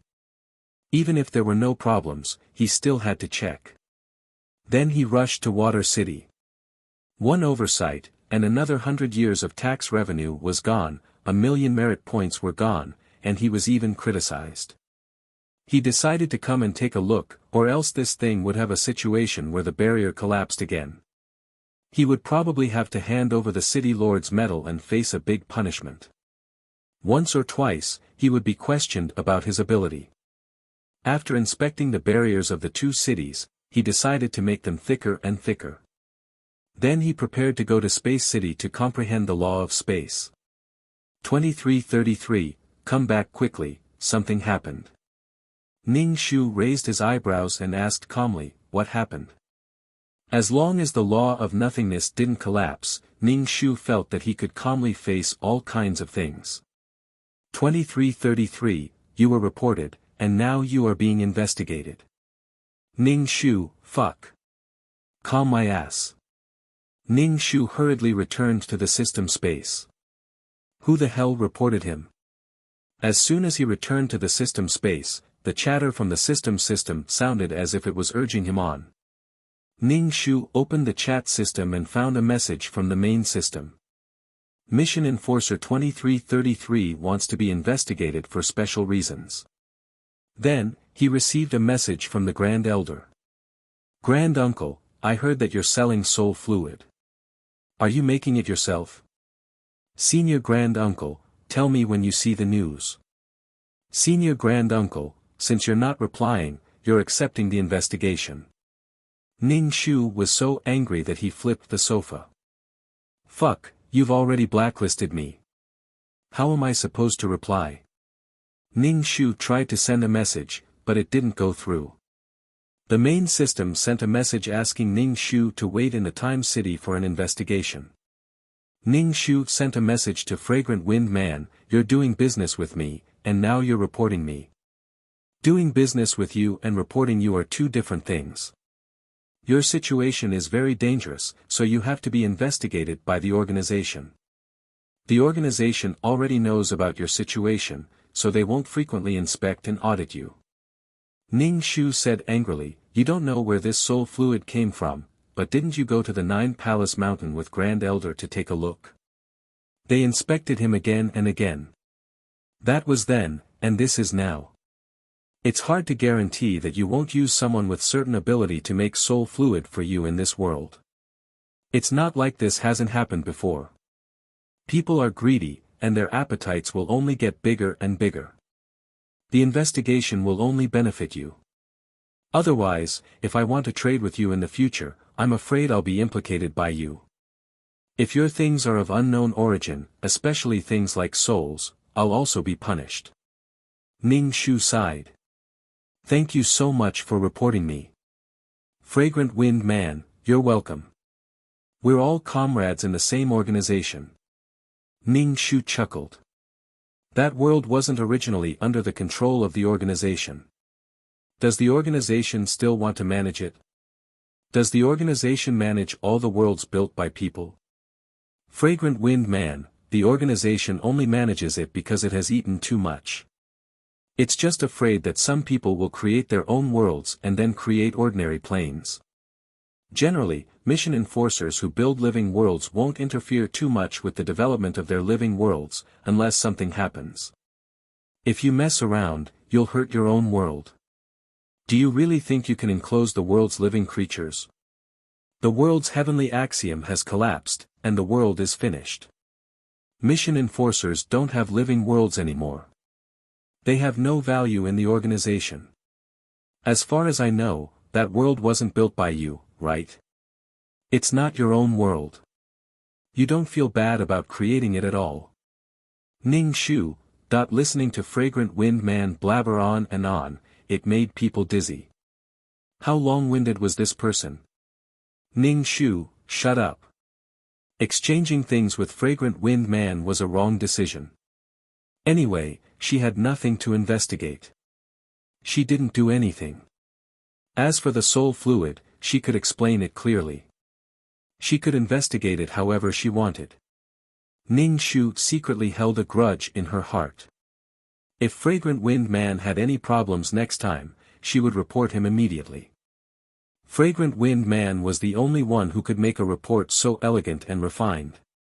His words were full of the meaning of, I'm doing it for your own good. If there really was a problem with her, she would have peed her pants by now. Ning Shu picked up the black bone umbrella and went to the City of Time. When she arrived at the restaurant, the Cheongsam man stood at the door with a fan. When he saw Ning Shu, he asked, what did you do again? Again? She was probably cursed recently. That was why she was so unlucky. Unlucky things kept happening. Ning Shu said, nothing. Ning Shu could only comfort herself in her heart. These were all powerful troubles, powerful troubles. She was too eye-catching. Ning Shu walked into the restaurant hall with the black bone umbrella and saw the grand uncle and the silver-haired man. Were they the ones who were investigating her? Ning Shu played with the umbrella handle and walked over to ask, how do you want to investigate? The silver-haired man stood up and said with a book, go to that world and investigate if you refined soul fluid. Of course not. I'm proud and I mean what I say. No means no. Ning Shu raised her head and puffed out her chest. The grand uncle said to the silver-haired man, take down the confession. If it's found to be inconsistent with the facts, you'll be punished even more. Ning Shu was speechless. What confession? She hadn't committed a crime yet. How could there be a confession? Ning Shu was a little curious. What was the silver-haired man in charge of in the organization? He seemed to be worried. He had to take care of military expenses and any problems with this kind of mission taker. Are you two together this time? Ning Shu asked. The grand uncle glanced at her. Together to ensure that you're not keeping souls in captivity.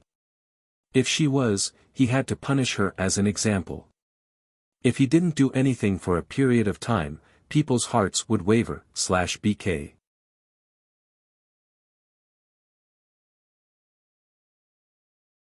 Chapter 2732. Ning Shu opened the black hole and went in first, followed by the silver-haired man and the Grand Elder. T.K. The three of them entered the second level. How to investigate was their business. She just followed behind them. They found a slightly bigger town and a place to make soul fluid. Ning Shu knew that this pattern wouldn't disappear soon. She didn't invent it. The silver-haired man opened the book and sucked the soul of the person who made the soul fluid into the book. Ning Shu looked at him curiously. What was this operation? Was he interrogating these souls? After a long while, those souls were finally dug out. They were listless, and it was obvious that they had gone through a round of torture. The Grand Elder asked, "How is it?" The silver-haired man shook his head. Nothing unusual. The Grand Elder glanced at Ning Shu. Ning Shu smiled. Nothing is wrong. Ning Shu took away all the soul fluid made in the town and destroyed the device. The Grand Elder and the Grand Elder saw Ning Shu take away the soul fluid. They didn't say anything and rushed to the next place. Ning Shu put away the soul fluid and followed behind the two with the black bone umbrella. They were investigating in front while she collected the soul fluid from behind. It felt good. When she rushed to the village this time, the soul fluid was stolen and the device was destroyed. Ning Shu slapped his thigh, annoyed. Damn, who stole it? The silver-haired man followed the previous steps and interrogated some souls. A person's mouth might lie, but the life experience engraved in the soul wouldn't lie. These things hadn't been washed away by the rebirth pool. They were the most real existence in a person's life. After a while, the silver-haired man released the souls and they returned to their bodies. The silver-haired man shook his head at the Grand Elder. I didn't find anything unusual, but she's quite detestable in this world. Ning Shu was speechless. Master. Yi Lin had already left, but he felt a familiar throbbing. It was probably the throbbing of a peerless martial art. He turned back and saw Ning Shu holding an umbrella.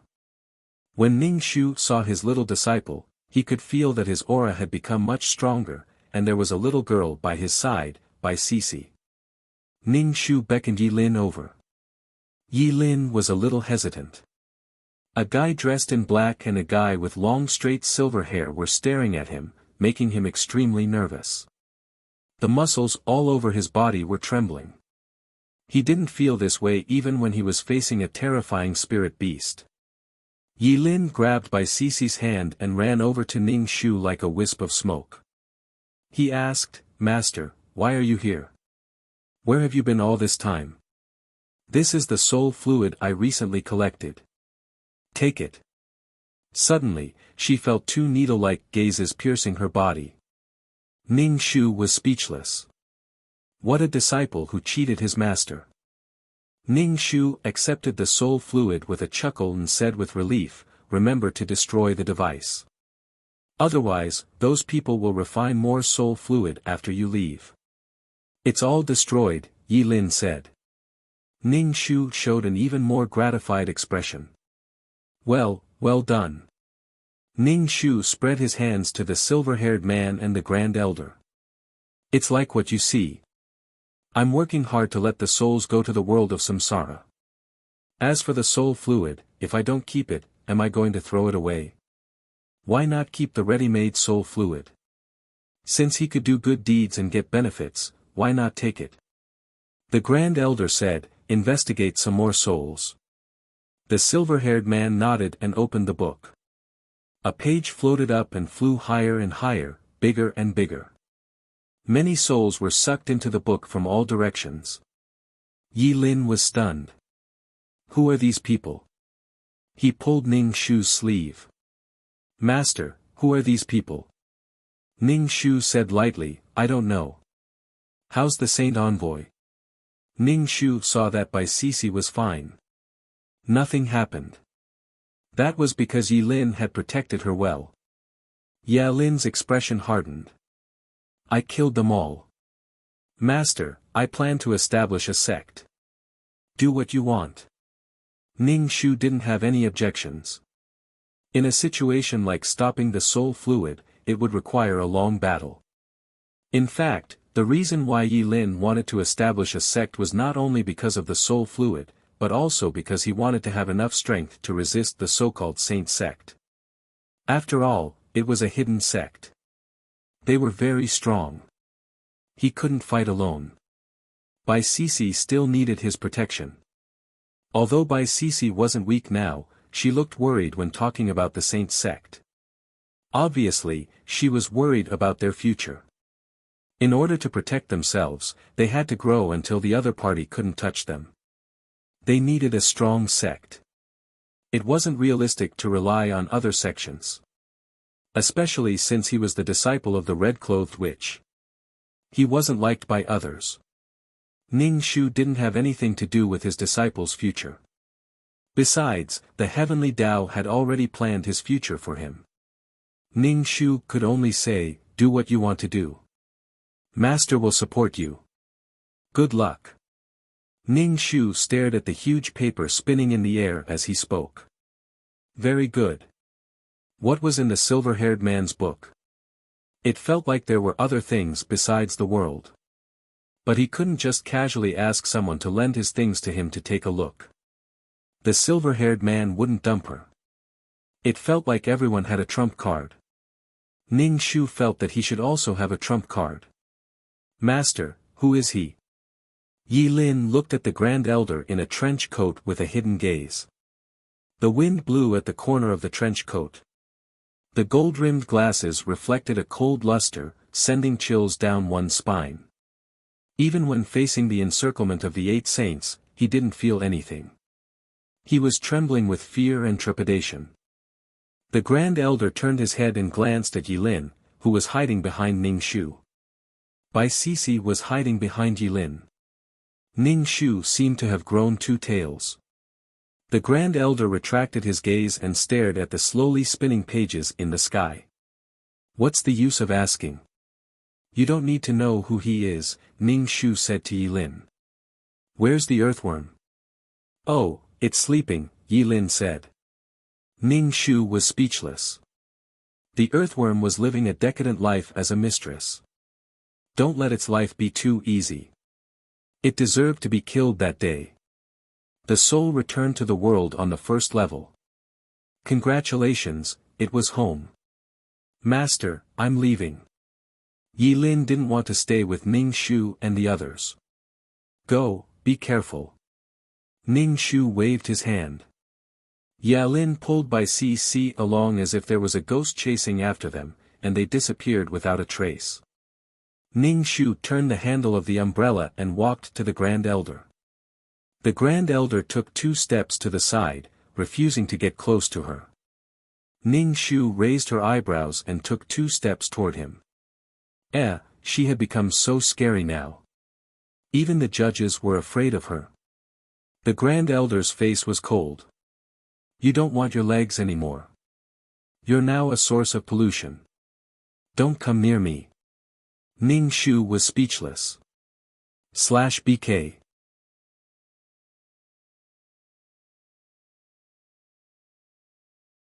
Chapter 2733. A source of pollution. She was a source of pollution. Ning Shu looked around. How could she be a source of pollution? But she didn't want to explain. Ning Shu played with the handle of the umbrella, and senior uncle stood aside again. The soul of the page was released, and the page slowly became smaller. The silver-haired man opened the book, and the page was inlaid in the book. He closed the book and said to senior uncle, the situation is almost like what she said. Of course, the soul fluid also comes from this world. Ning Shu put his hands on his hips. She was a good person. After the investigation, she was even more upright. Ning Shu asked, is the inspection over? I didn't do it, right? The three of them left the world of samsara and appeared in a restaurant in Time City. The man in the cheongsam waved his fan and said to the three of them with a smile, "Do you want to eat something?" Senior uncle sat down, and the silver-haired man also sat down. Ning Shu planned to leave. "You can eat whatever you want." Senior uncle looked at Ning Shu and said, "You're treating." Ning Shu asked very calmly, "Why?" "You want to eat, and you want me to treat you?" "Service fee." Ning Shu was speechless. "It was you who wanted to investigate me and ask me to pay the service fee. In addition, you have to pay 20,000 merit points as service fee," the silver-haired man said. "I'm fine. I'm not unhappy." Ning Shu grinned. His personality was questioned, and he still had to pay and treat others to a meal. Eat shit. This was taking advantage of public service to fill his own pockets. Ning Shu said, "No money. I don't have money even if you beat me to death."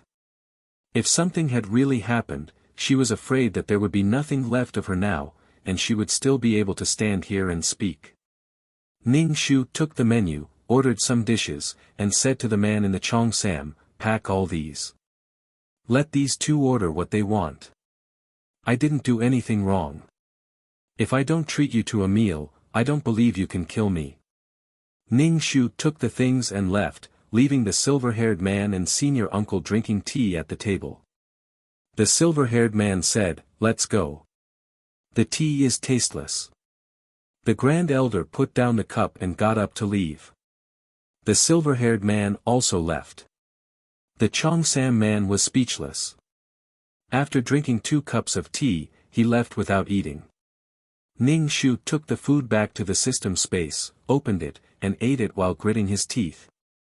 Looking at the gray surface of the umbrella, he asked 2333, "Am I a source of pollution?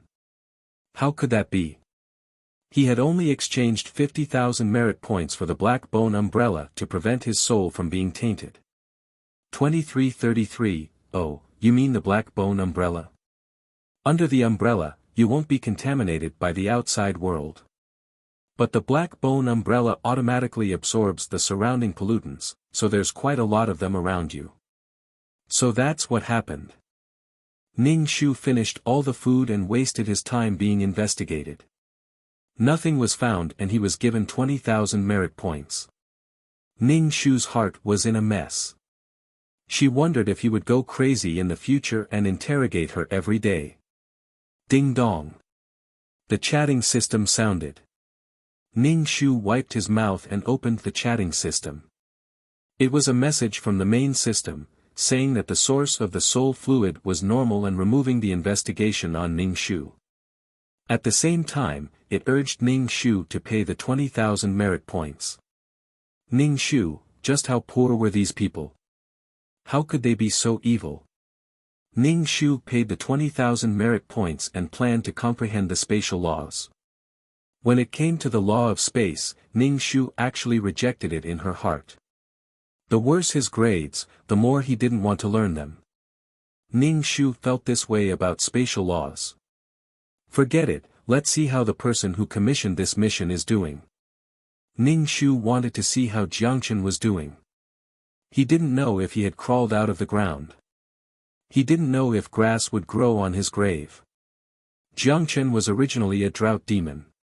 Where a drought demon was, not even a blade of grass would grow. But this time, when he met Jiangchen, such a situation didn't occur. It even rained. This meant that Jiangchen could control his own abilities. Ning Shu understood that Jiangchen had entered a meditative state. He wondered how his comprehension of spatial laws would be after he woke up. Ning Shu, no, I won't watch. He felt like he would be trampled by a genius. This feeling was very strong.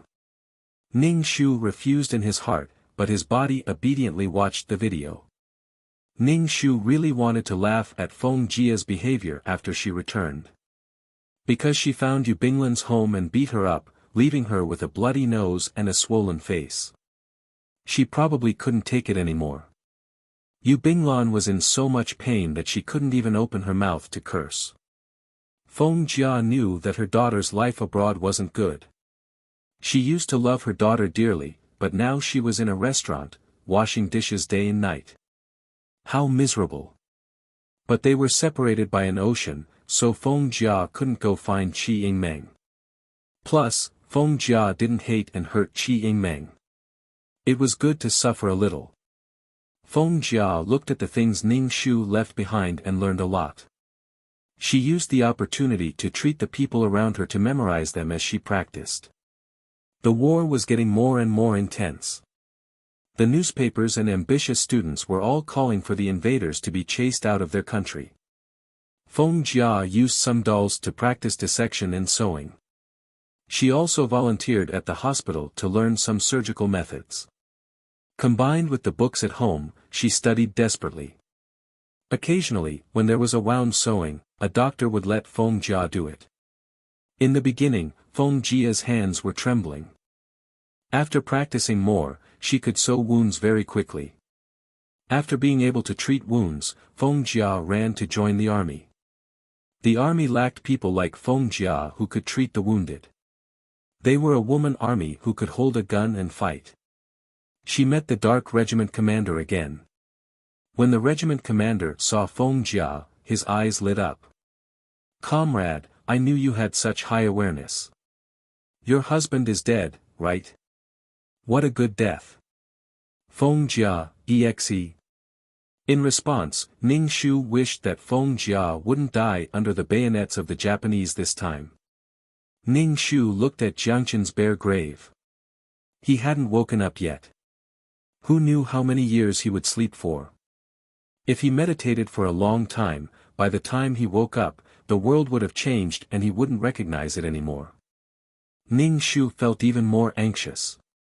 Even meditating for such a long time was enough to show how difficult it was to comprehend the spatial laws. Even if it was difficult, she still had to comprehend it. The world of the fourth level still needed to be connected to the world of reincarnation. Once it was connected to the world of reincarnation, the beastmen would disappear. There was no need for beastmen to be a soul transfer station anymore. Meaningless and deformed things would naturally disappear. But by the time she could build a spatial tunnel, who knew what year or month it would be? She felt stifled. Ning Shu took the letter to the spatial city to comprehend the spatial laws. In the darkness, Jiangqin's fingers twitched. He opened his eyes and sighed silently. "Next time I see him, I'll just chop him up." /BK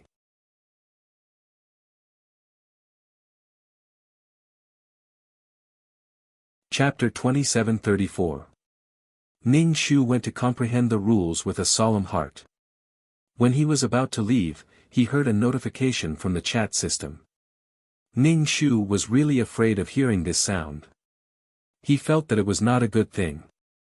Every time this thing rang, it was not a good thing.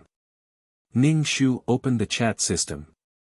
It was sent by the main system, asking the mission enforcers to sort out the number of missions they had done recently. It was time to check the number. Ning Shu was speechless.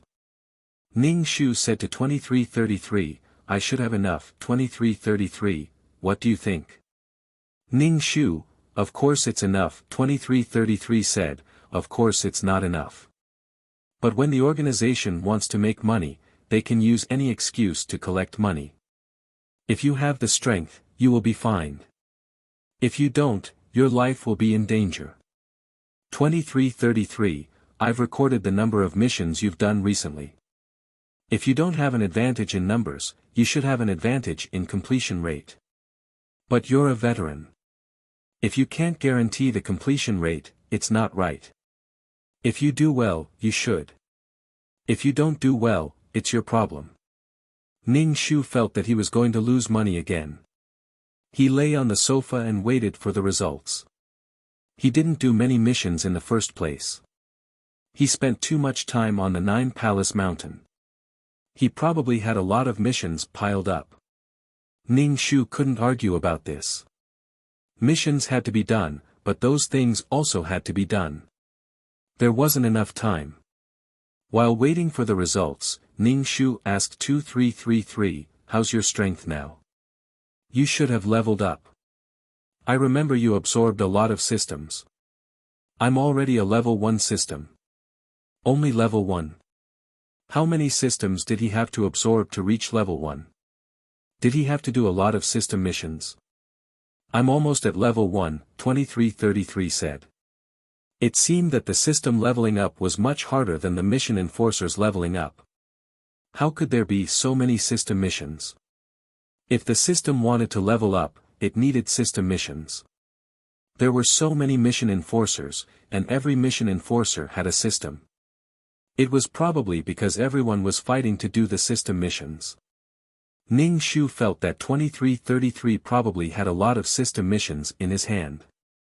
Every time he agreed to do a system quest, 2333 would give him a quest. Ding dong. The sound of the chat system rang. Ning Shu immediately sat up straight and opened the chat system. He saw the punishment list sent by the main system. Her name was not on the fine list. Ning Shu was trembling with fear. Could it be that the name list was being erased? Ning Shu looked at the list of names to be erased, but he couldn't find a name. Her name wasn't even there. What was going on? She wasn't punished. 2333 urged her to do missions every day. It seemed like there were many missions that she had not completed. She thought that she would be punished, but she did not expect that she would not be punished. What a surprise. I'm not here, what's going on, 2333? Do you want to be fined and killed? That's not it. I know what I'm doing. Ever since the war, I haven't done many missions. She focused all her attention on repairing the world, working on the virtualization law, and the 9 palace mountains.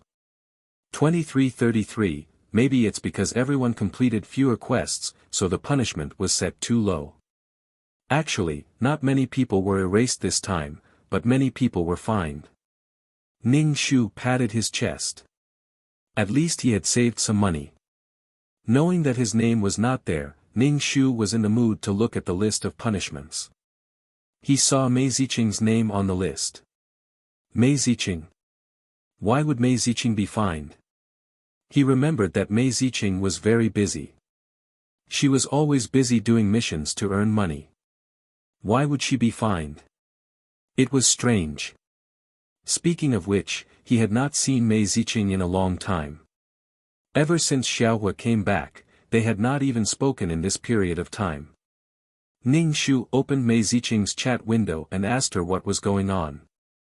Mei Ziqing was fined 100,000 merit points. Mei Ziqing was currently in debt. 100,000 merit points would be like adding frost to the snow. He was a little surprised by her situation. Mei Ziqing replied, sounding a little tired. She said, I didn't pass the minimum standard in terms of completion. Indeed, it was the completion rate. Mei Ziqing should have completed enough quests. He did not expect her to be discounted in terms of completion rate. Mei Ziqing sounded apologetic. I wanted to return the money to you, but I didn't expect this. I'll have to delay the repayment next time. Ning Shu nodded and told her to return it when she had the money. He asked her about the construction of the world. Mei Ziqing said she was still short of 3 world sources. She was quite fast. She collected them quickly. Especially now, the worlds did not seem to produce world sources. In the future, there would be fewer and fewer world sources. Without a suitable world carrier, Ning Shu would not build a world. He would waste 7 world sources and build a world that he did not know if it could still produce life. To build a world, he had to choose a better world carrier. For example, the world tree. But it was rare. It was also rare in the market. He encountered it once, but because he did not have enough money, he missed it. For now, he would use the world of reincarnation to keep himself alive. With the world of reincarnation, no matter what happened, she would not be killed immediately. Not being fined, Ning Shu was in a good mood. The chatting system rang again. It was a video sent by the main system. In the video, a man was tied up and dropped in midair. His surroundings were dark. There was an oil lamp under the man's feet. The oil lamp flickered and roasted the man's feet. Ning Shu, the main system must have been poisoned. Why did it send such a shameful video? Ning Shu wanted to turn off the video, but found that it was also poisoned. He could not turn it off. The man's feet were being roasted by 2 oil lamps. His expression was pained and his face was twisted. Now, 532 will be punished by burning his soul for 10,000 years. The main system released the crimes of 532. There were many crimes. There were several pages. The worst was that he wanted to reverse the universe. He was so crazy that he killed all life in his own world. It seemed like he was conducting some experiment. Not only that, but he also secretly made 2 worlds empty. Ning Shu, he must be crazy. Ning Shu looked at the man in the video. He had short hair and black ear studs. He looked arrogant. Huh, stupid. The man was being roasted. Although he was in great pain, his expression was stupid and arrogant. 2333 shook his head and said, he resisted too early. It's obvious that the organization is using him as an example to others. Ning Shu raised his eyebrows. So you feel sorry for him? There's nothing to feel sorry for. He will die sooner or later. But this kind of mission enforcer is quite rich. Killing one can make a lot of money. 2333, there is no organization. These mission enforcers, including the army, are ordinary people. Their souls enter the world of reincarnation and experience the rebirth of ordinary people, /BK.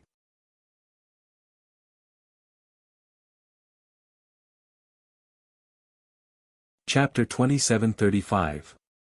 Just like how ordinary people reincarnate over and over again. In the end, their souls disappear and they become mission enforcers. They have the opportunity to become stronger. When they become stronger, they will naturally not be willing to be restrained and enslaved.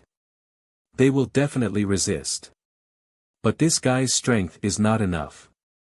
Obviously, he is not at this level. Stupid. Ning Shu narrowed his eyes and stared at the man in the video. Such a small flame, but it made him suffer. So there are quite a lot of people in the organization who resist. Of course there are. They have some strength. If they want freedom, they will be suppressed by force for as long as they can. 2333 said casually. At their level, they were not really bored to kill people. They also had a purpose. Obviously, they were pursuing great power. However, as 2333 said, their strength was not enough to resist. This was like fire was a special kind of lamp oil. When it burned the soul, it felt like the whole body was wrapped in fire. It would produce a suffocating and painful feeling. Like ordinary people, they would be burned alive by fire for 10,000 years. This punishment was clearly for some people in the organization. Now that she received this video, she was also one of the people who was warned. Ning Shu's heart was as still as water. He wanted to turn off the video, but found that he could not. When the progress bar is finished, you should be able to turn it off. 2333 said, in fact, this kind of person is quite stupid. He will be caught doing this sooner or later. It's a little annoying. It's especially disgusting. When someone kills a chicken or a few ants, he wants to judge them. 2333 said bored. Ning Shu. You mean Taishu? Who else but him is the judge? When someone kills a few chickens, ducks, and pigs in the circle, he wants to judge people. Isn't it strange that he wants people to pay with their lives? Isn't it disgusting? He has nothing better to do. He's sick. Ning Shu, he killed creatures of a plane. They are creatures in his world. Why did he suddenly kill them? They are all ants. So what if he killed them? In this case, he killed a lot of chickens, ducks, and fish. He killed a lot of ants. Have you ever seen a butcher pay with his life for a pig? Ning Shu, that's human life. What human life? Heaven and earth are heartless, treating all living things like straw dogs. At that level, humans are no different from pigs, dogs, cows, and sheep. Forget it, I'm too lazy to talk to you. Actually, I'm more annoyed with people like you. Would you be willing to pay with your life for countless ants? The judges have always done this kind of thing. They destroyed an ant's nest and then punished you. Are they crazy? Ning Shu was speechless. I don't know who's sick. All living beings were said to be equal, but they were not. Humans were bound by the law, not other creatures. Humans were not allowed to kill people, but they were allowed to kill pigs, dogs, cows, and sheep. Anyway, she didn't get punished this time. She wouldn't kill someone out of boredom. Therefore, she didn't want to waste time arguing with 2333. It was better for him to comprehend the spatial laws and try to pick up trash as soon as possible. The video was still playing. Ning Shu did not want to watch it at all. He wanted to comprehend the spatial laws after reaching the spatial laws. He wanted to lengthen the spatial passageway so that he could connect to the fourth level as soon as possible. Ning Shu was really annoyed. There were no benefits at all. If there were benefits, it was that these souls entered the world of reincarnation and jumped into the rebirth pool. It could nourish the world of reincarnation. However, it would speed up the birth of the disaster beast. Because there were more souls entering the world of reincarnation and more souls jumping into the rebirth pool, there would be more toxins. The disaster beast would be born very quickly. She didn't even have the bones to deal with the disaster beast. One Li Si would be useless. Therefore, the souls entering the world of reincarnation might not necessarily be a benefit. Moreover, she had to tirelessly construct the passageway that connected the two worlds. She was really a holy mother of death. The more Ning Shu comprehended, the more annoyed he became. He didn't comprehend anything, but he was annoyed. He directly gave up on comprehending and returned to the system space. The candle-burning shameful play was still playing. Ning Shu couldn't be bothered to watch it. He went to the city lord's residence to sleep. He didn't care if the sky was falling or the earth was sinking. He didn't want to do anything now. He was indescribably annoyed. Sometimes it was annoying to persist, especially when there was no end to it. When there was no reward, this kind of persistence was even more tiring. Ning Shu laid on the chaise lounge and absorbed the energy of the city of wood. The refreshing feeling could sweep away the haze in his heart. Ning Shu slept for a very long time. He was not in a hurry to complete the mission. Anyway, he had already checked the number of missions. He was not in a hurry to complete them now. After sleeping in the city of wood, Ning Shu returned to the system space. The candle-burning video was already closed. So what if these things were released? It was annoying to watch. It especially affected one's mood.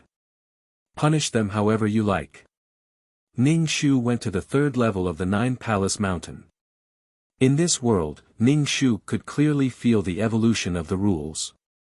He didn't feel anything in the other worlds, but it was obvious in this world. The other worlds had already stabilized, like a tree that had taken shape. In this world, it was like a seed. It sprouted green leaves, and grew into a big tree. The process was very obvious. After squeezing into the third level, he saw that it was no longer green. Some places had turned yellow and slowly drifted down. Some places had trees that were still green, and the temperature was different from place to place. Ning Shu walked around in this world while invisible. He collected strands of pure power of faith and put them away. This power of faith was so pure that it could be seen with the eyes. An unexpected gain. A purely unexpected gain. Ning Shu also didn't expect that the savages would worship him. Although this faith would slowly fade with time. Ning Shu felt the rules in this world. This world was slowly becoming complete, so it was no longer her turn to act. Ning Shu lay on the clouds and looked down at this world. All kinds of living beings were under her gaze. At least this world earned her 20 million merit points. She should help take care of it. I wonder what the 5th level of the world was like. There were still 5 more worlds to explore. Not many, just 4. The 9th level was a deformed world of reincarnation. If a spatial passage could be built, would this world of reincarnation also be connected to the 1st level of reincarnation? Would the souls in the 1st level be able to enter the 9th level of reincarnation? But if it was connected, more people would be needed to guard the reincarnation pool. She had no one now. Ning Shu thought about the skeletons munching on the merit points and felt a chill down her spine. How much money would it take to raise these skeletons? Terrifying. But without these fellows, what if something happened to the world of reincarnation? Her head hurt. Ning Shu smacked her head. Wasn't she here to comprehend the laws? Why did she talk about the skeletons? /BK.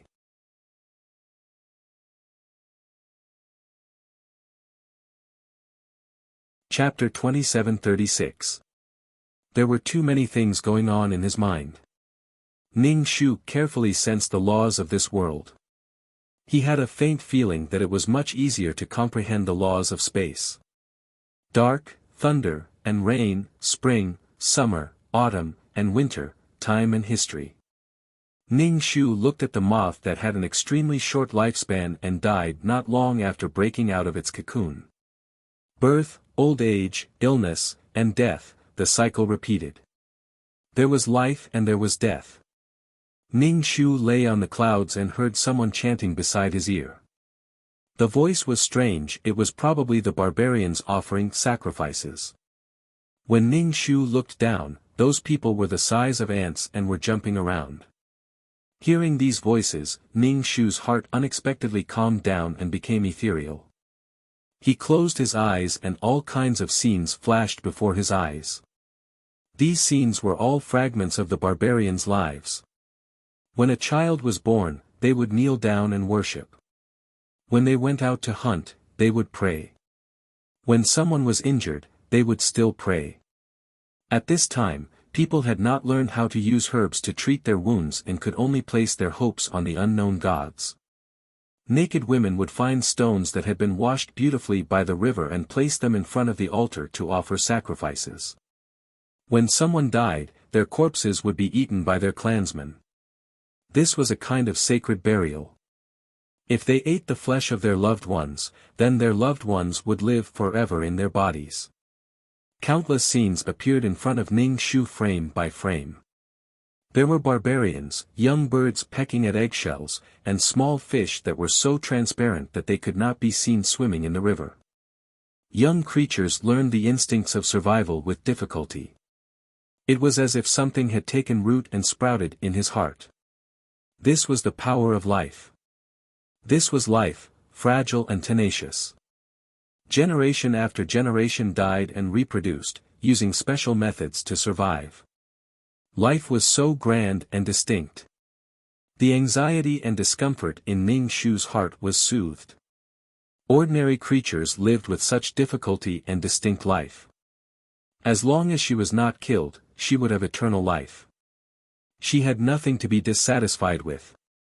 Ning Shu's current state, to put it bluntly, was that after seeing so many other creatures living such miserable lives, he felt that he was not so miserable. Miserable, seeing that he was even more miserable, he felt a lot better. So I'm not the most miserable one. The web between his thumb and forefinger was slightly itchy. Ning Shu looked down as if he had just woken up from a dream. The water droplet on the leaf of the woodlaw imprint became larger and larger. In the end, it detached from the leaf and floated in front of Ning Shu. It rotated slightly and was especially bright and translucent. There was a kind of boundless and endless power that was seeping out. Although Ning Shu did not know what was going on, he did not know what was happening, and Ning Shu's hand, and the water droplet avoided Ning Shu's hand and crashed into Ning Shu's glabella. The force was very strong. It was so painful that it felt as if a nail had pierced between her eyebrows. It was so painful that Ning Shu directly fell from the clouds. Moreover, a surge of energy was about to explode in his body, as if he was being torn apart. After being crushed, they seemed to be glued back together. After the pain, there was a moment of comfort. After the comfort, there was even more pain. After the pain, there was comfort again. Ning Shu didn't know how many times she had done this. It was so painful that she almost couldn't maintain her consciousness. It hurt so much. Anyway, Ning Shu was tortured to the point of losing his temper. He hoped that the pain would pass quickly. Otherwise, he would not be able to bear it. It was too painful. His soul was about to collapse. Ning Shu's red clothes were slowly fading. Finally, it became an ethereal white. He gritted his teeth and endured the pain. In the end, the pain weakened and was replaced by a feeling of comfort. Ning Shu let out a long breath. It was finally over. He was too lazy to comprehend the law. He lifted his skirt and rushed back into the system space. He looked at himself in the mirror. His glabella was like a big diamond. It was especially shiny. It was not dazzling. In any case, from every angle, it was dazzling. Ning Shu touched his skin. It was no longer pale. Instead, it was full of vitality and ethereal. I'm beautiful again. 2333, fuck, where did you go? Your body actually has the aura of the law of life. Rules, aren't they laws? Ning Shu had some guesses, but he did not expect them to be rules. How should I put it? There are some differences between laws and rules. In general, rules and rules are better. Ning Shu, I put my hands on my waist. I'm so awesome. Ning Shu touched the water droplet between his eyebrows. He felt like a blind cat that caught a dead mouse. But at least there were rules. But why? She did not make any progress in the law of space. She spent a lot of time comprehending the law of space, but her progress was the slowest. Ning Shu asked excitedly, then can I go pick up trash now? With the rules, one would be able to pick up plain fragments.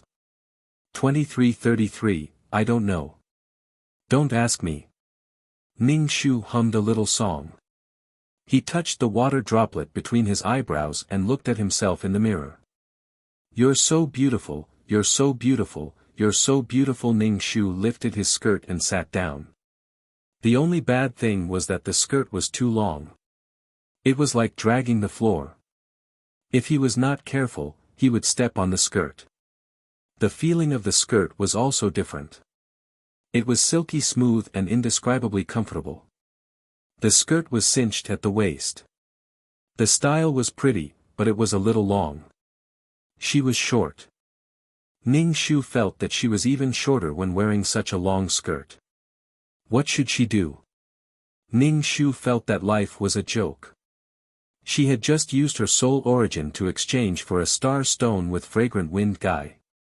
Instead, she was reported by Fragrant Wind Guy. Now she had a chance to pick up trash. Ning Shu suddenly realized something and asked 2333, it won't affect my mission, right? I'm still a soul now, right? It's a soul, but it has some life force. It's good for the client's body, 2333 said casually. It was good that she could do the mission. If she couldn't, she would definitely be fined. Ning Shu was excited. She really wanted to know if she could pick up fragments now. She opened the chat system and clicked on Taishu. Well, it was still blocked. Fragrant Wind Guy. Damn it. He had just reported her, and now she still had to find him. Ning Shu felt scared just thinking about it. No matter what, she had to report him once in the future. Ning Shu, I'm applying to pick up trash. Fragrant wind guy, is there something wrong with your brain? Ning Shu. I've realized the rules. I'm applying to pick up trash. Is there no broken plane now? Fragrant wind guy, there are billions of planes. Every day, there are problems with planes. Hundreds of millions of people died every day. Planes were the same as people. Ning Shu was very active. Then I'm applying to pick up fragments and contribute light and heat to the plane. I'll be a volunteer. Fragrant wind guy, are you sure? There's actually a reward every time, /BK.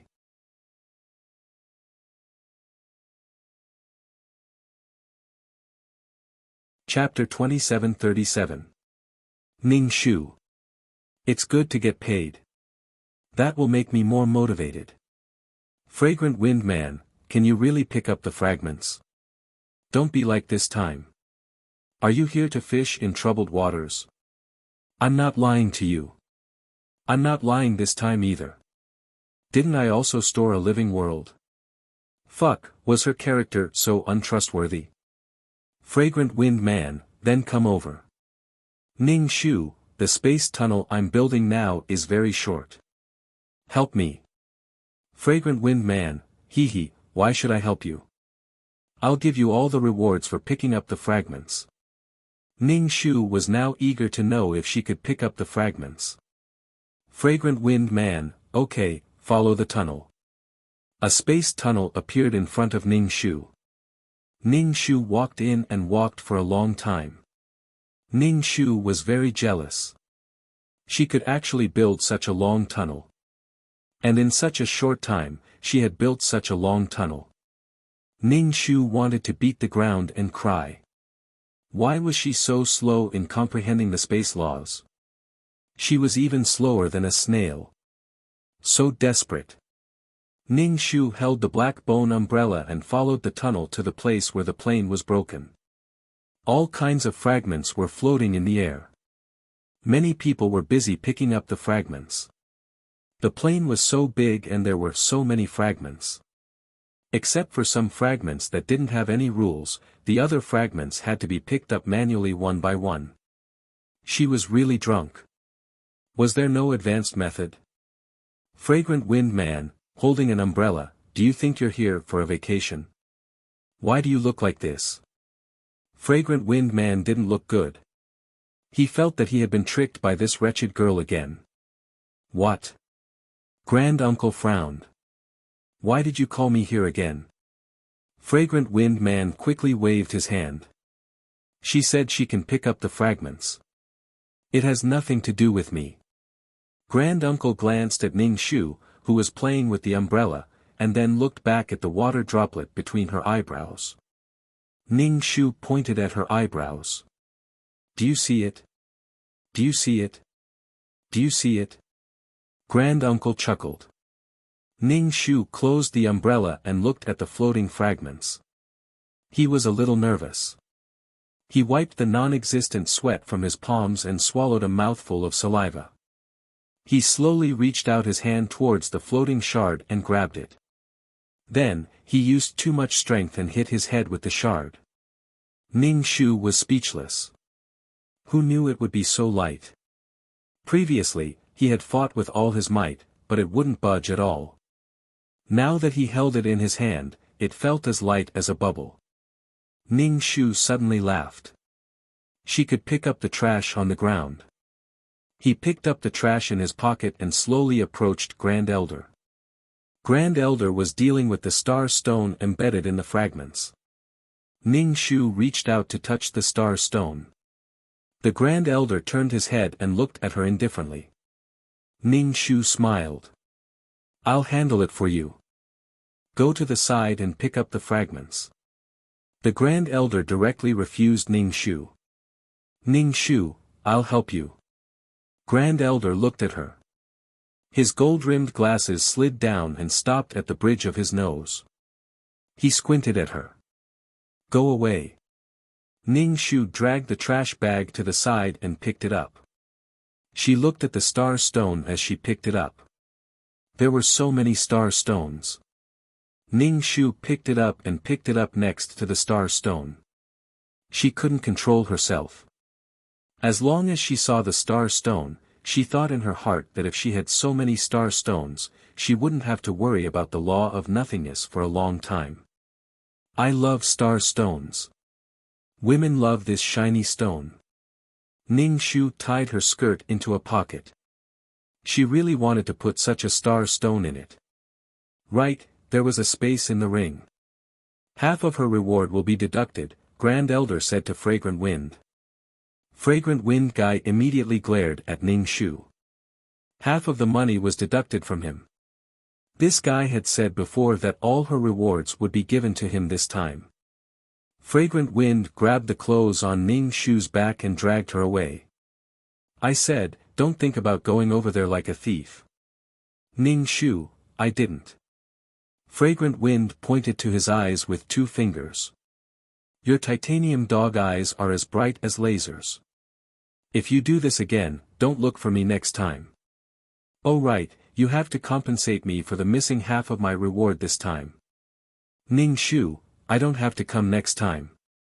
When I can build a space channel, I won't have to beg you. Once Ning Shu's feet drifted uncontrollably to the star stone, Fragrant Wind kicked her back. He didn't want to deduct half of his reward again. Why was this damned woman so worrisome? It seemed that he couldn't snatch food from the tiger's mouth. He could only wait until the plane was inlaid and then receive 1 or 2 drops of liquid star stone. Ning Shu picked up the trash very quickly. The pieces that were heavy before were now as light as plastic bottles and bubbles. They weren't heavy at all. Ning Shu carried the garbage bag and ran around. She rummaged through it and found that there were fewer pieces. Her actions attracted a lot of attention. What kind of rule did she comprehend? She picked it up so quickly. There were high and low rules, and so were rules. Ning Shu picked up a full bag and tied it up.